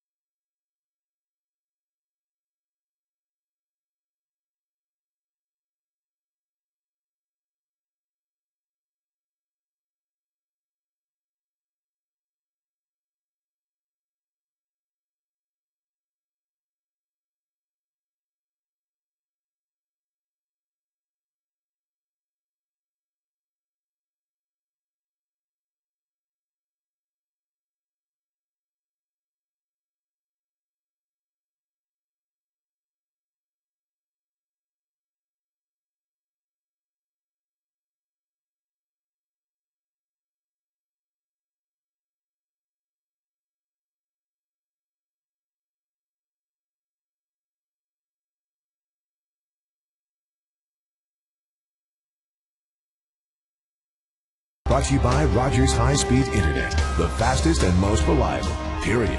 Visit Rogers.com/fastest internet. Enter Sandman. Mariano Rivera has not allowed a run over his last 18 appearances, Pat Talbot. Yeah, 5 hits in those 18 innings pitched with 16 saves for Rivera. He has a current streak of 26 straight converted save chances, which is the longest in the major leagues. He's the only guy I know in baseball where everybody in the house knows what's coming and they still have trouble hitting it. It's that good, hard, cut fastball that he has used for years and years. Vernon Wells 0 for 2 with a walk.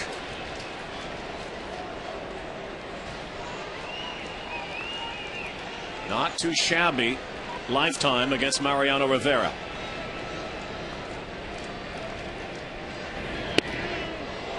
Way upstairs, so Rivera comes out of the pen and offers up a couple of balls.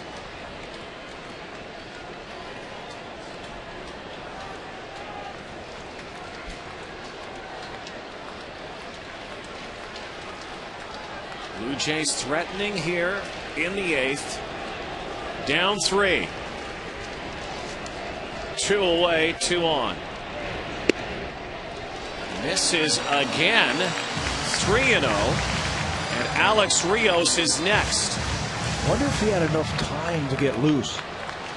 I mean, he's usually been a 1-inning save kind of guy where he's had that whole half inning to get ready mentally, physically.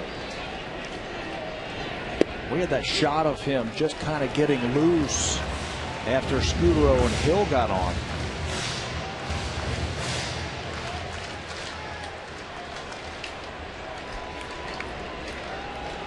Has given up 5 home runs this year. Batters hitting just 194 off of Rivera.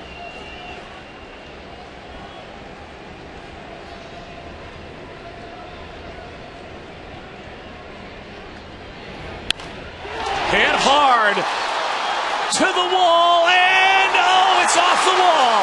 1 run will score. Here comes the 2nd run. And Vernon Wells with a double makes it a 1-run ball game. Fastball count 3-1. You talked about the numbers that Wells has had in his career against Rivera, and they come true. Tried a backdoor cutter, left it out over the plate, and Wells ripped it. If it had some hype, it had a shot. but it's a line drive. It looked like it went off the glove of Damon, almost a circus catch in left field. He had a shot at it. So Vernon Wells, tying run at second, and Alex Rios now a chance to cash in. The Blue Jays indeed come to life here in the 8th.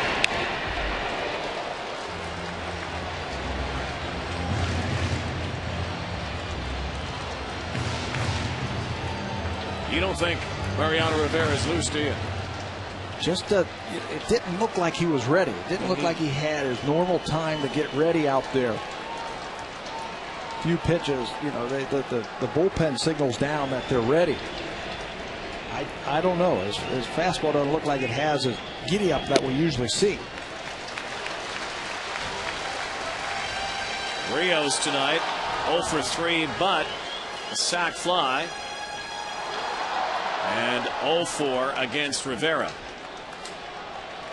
The only Yankee pitcher he has not had success with. Chance to turn that number around right here.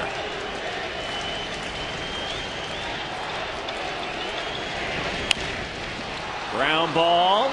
Jeter scoops. Rios is out at first. Vernon Wells double. Cashes 2, a 1-run game again as we head to the 9th.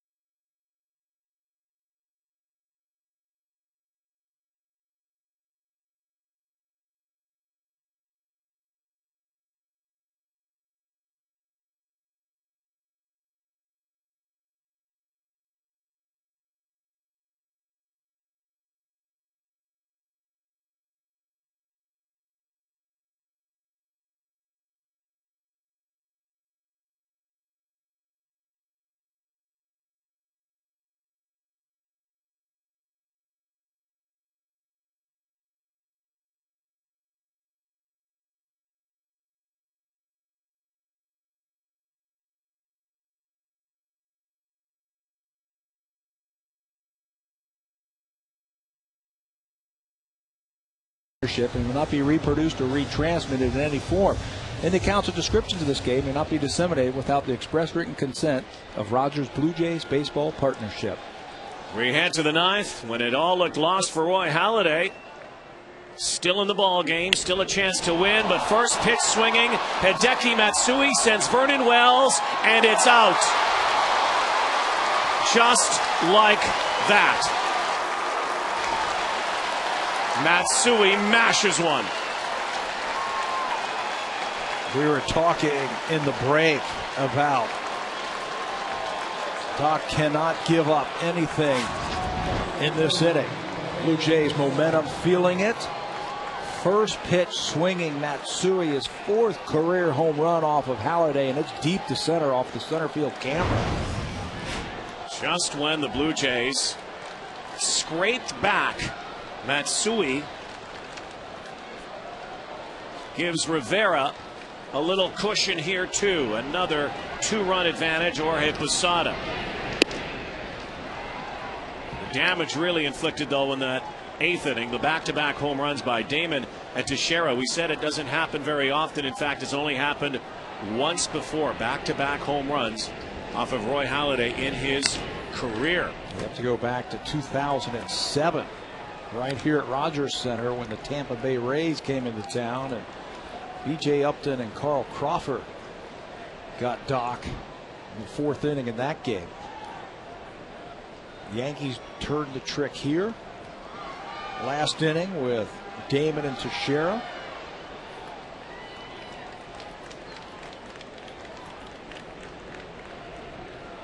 And just like the last time Roy Halladay faced the Yankees. Yeah, three long balls, 3 home runs. These coming late, though. And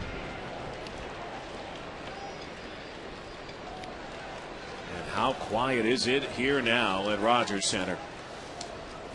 The crowd had just sprung to life. Home run is such a big part of what the Yankees do. They have homered in 82 of their 106 games now. Foul tip by Posada. That's 77% of the time they will hit a home run in a game. They rank second in the majors now with 157, trailing only Texas, who has hit the most with 159.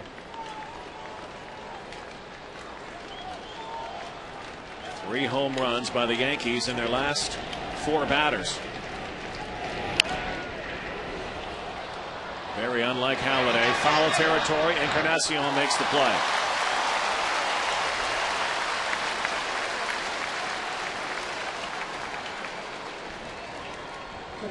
He's brought you this far. You got to stay with him. Give him a chance to win the ball game.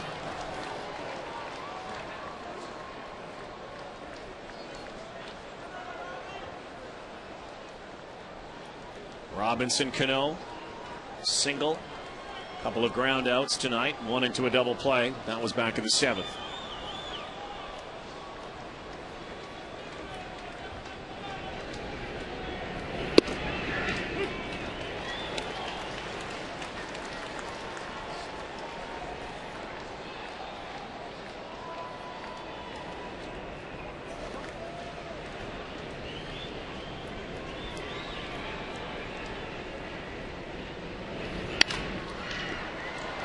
Base hit by Cano.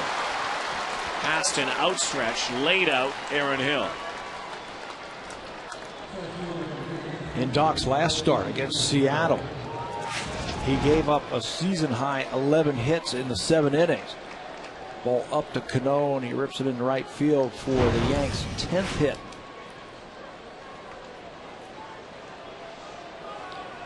He hasn't had the pinpoint control like we have seen him at times this year, or the good curveball. He has battled the Yankees. A couple of runs early, one of them unearned, and then 3 of them late, all on home runs. Hill will make out number 2 at first base with Cano advancing to second, Cabrera out, and 2 away. Brings up Jerry Hairston Jr.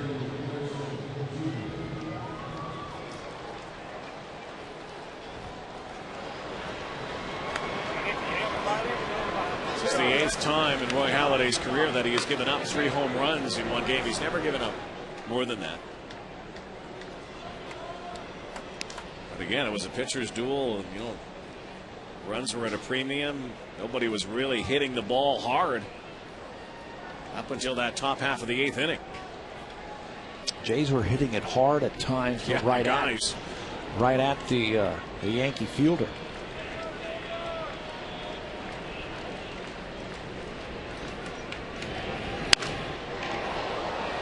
Under this one, coming across for out number 3 is Bautista, but another home run, some more insurance.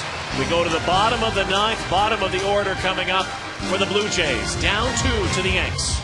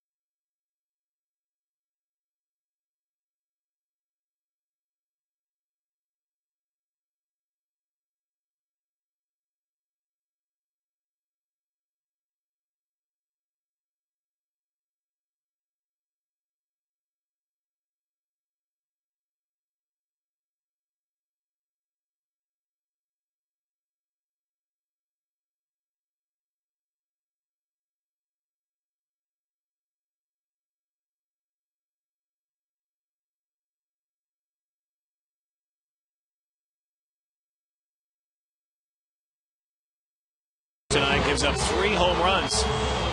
Gave up 3 home runs in his last outing against the Yankees as well. A team that murders the ball. Now he watches and waits to see if his team can come back against the guy who's number 2 all time on the saves list. Yeah, 512, just behind Trevor Hoffman. He's in a spot where he hasn't had to do this a lot. 4-out saves 6 times this season. He has pitched more than 1 inning of save situation, getting 4 outs on all 6 of those occasions. So this is the 7th time. Joe Girardi refused to use him for more than an inning earlier in this year, not wanting to overwork Rivera, who's 39 years old, and he's coming off season shoulder surgery.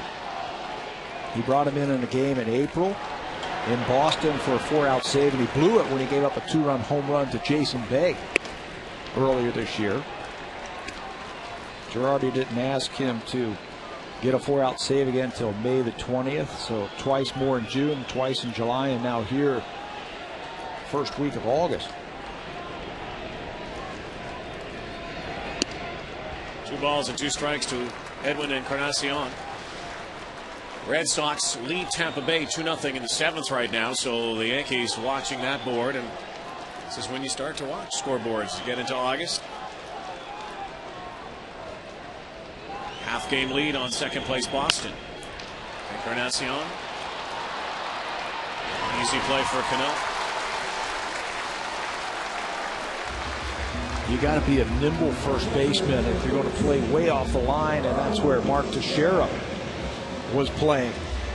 They really squeeze the middle of the diamond to the New York Yankees, a lot like the Jays do. Teixeira actually had kind of like leaned on that ball towards the right, and he had to hustle back. But he's very quick and very athletic over there at first base. Raul Chavez coming into the game. Now his first at-bat tonight here in the bottom of the 9th.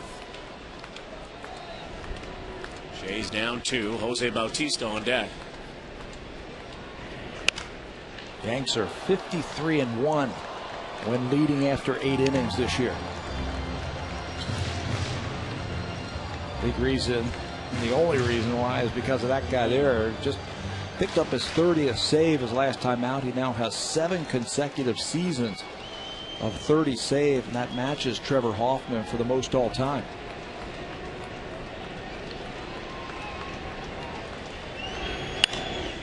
Chavez the other way. Drops down in front of Hairston Jr., but he got to that ball so quickly. Shading him to right field. So Jose Bautista, tying run, comes to the plate here in the 9th.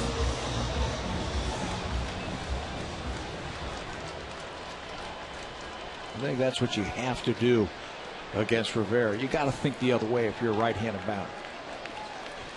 You just have to think, because that ball's cutting away from you. He now has the ability to use it on the outside or the inside part of the plate. If you try and pull it, you're going to pull off of it. You're going to roll over on the ground.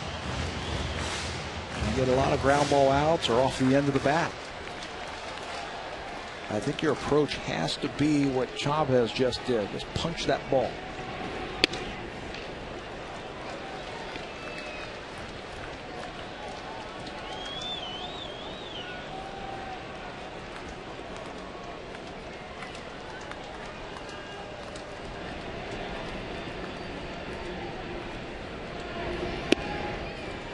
This is outside. 2 balls and a strike.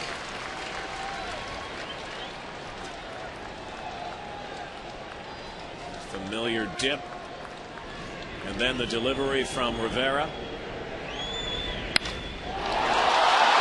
High fly ball. Back to the track for out number 2. Just missed that. Otherwise, this was a tie ball game, and Mariano Rivera knows he got away with one. Yeah, he's hands on hips saying, all right, some pretty good swings by the Jays here tonight. It's been a struggle for him. Just missed by Bautista. Took the deepest part of the ballpark.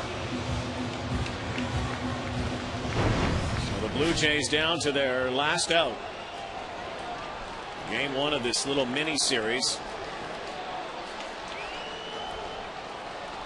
Marco Scutaro. He has reached Rivera for a home run in his career. Walk-off home run.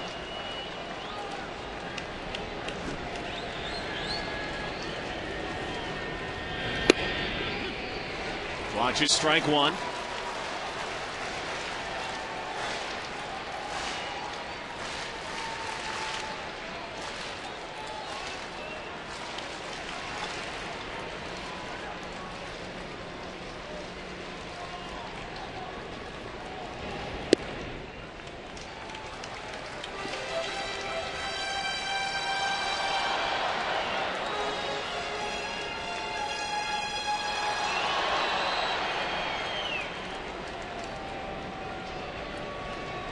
One for 4 night for Scutaro. And a run scored. The other way, Hairston. And going to third base, hustling over there, runners at the corners. See, that's the approach you have to have. You got to think the other way if you're a right-handed batter. And the Blue Jays trying to show Mariano Rivera that he's human. And the Blue Jays' hottest batter will come up with 2 out in the 9th. Cutter away. Scutaro stays on it, dumps it into right field. And it's set up for the Jays. First and third, 2 outs. And you're right, the hottest hitter. So here we go. 2 out, 2 on.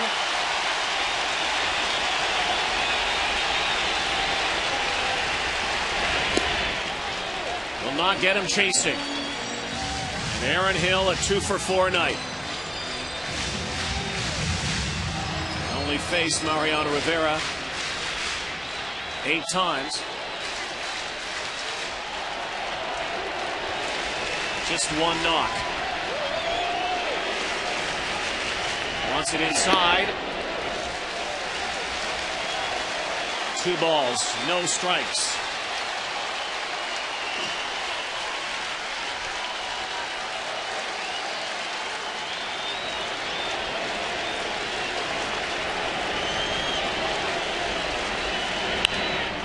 Popped up. Shallow center. Cabrera has it. And the Yankees have game 1 in this series. Roy Halladay takes the loss. Johnny Damon, one of the heroes. So too Mark Teixeira. Back-to-back home runs off of Roy Halladay. Hideki Matsui, the long ball. This was some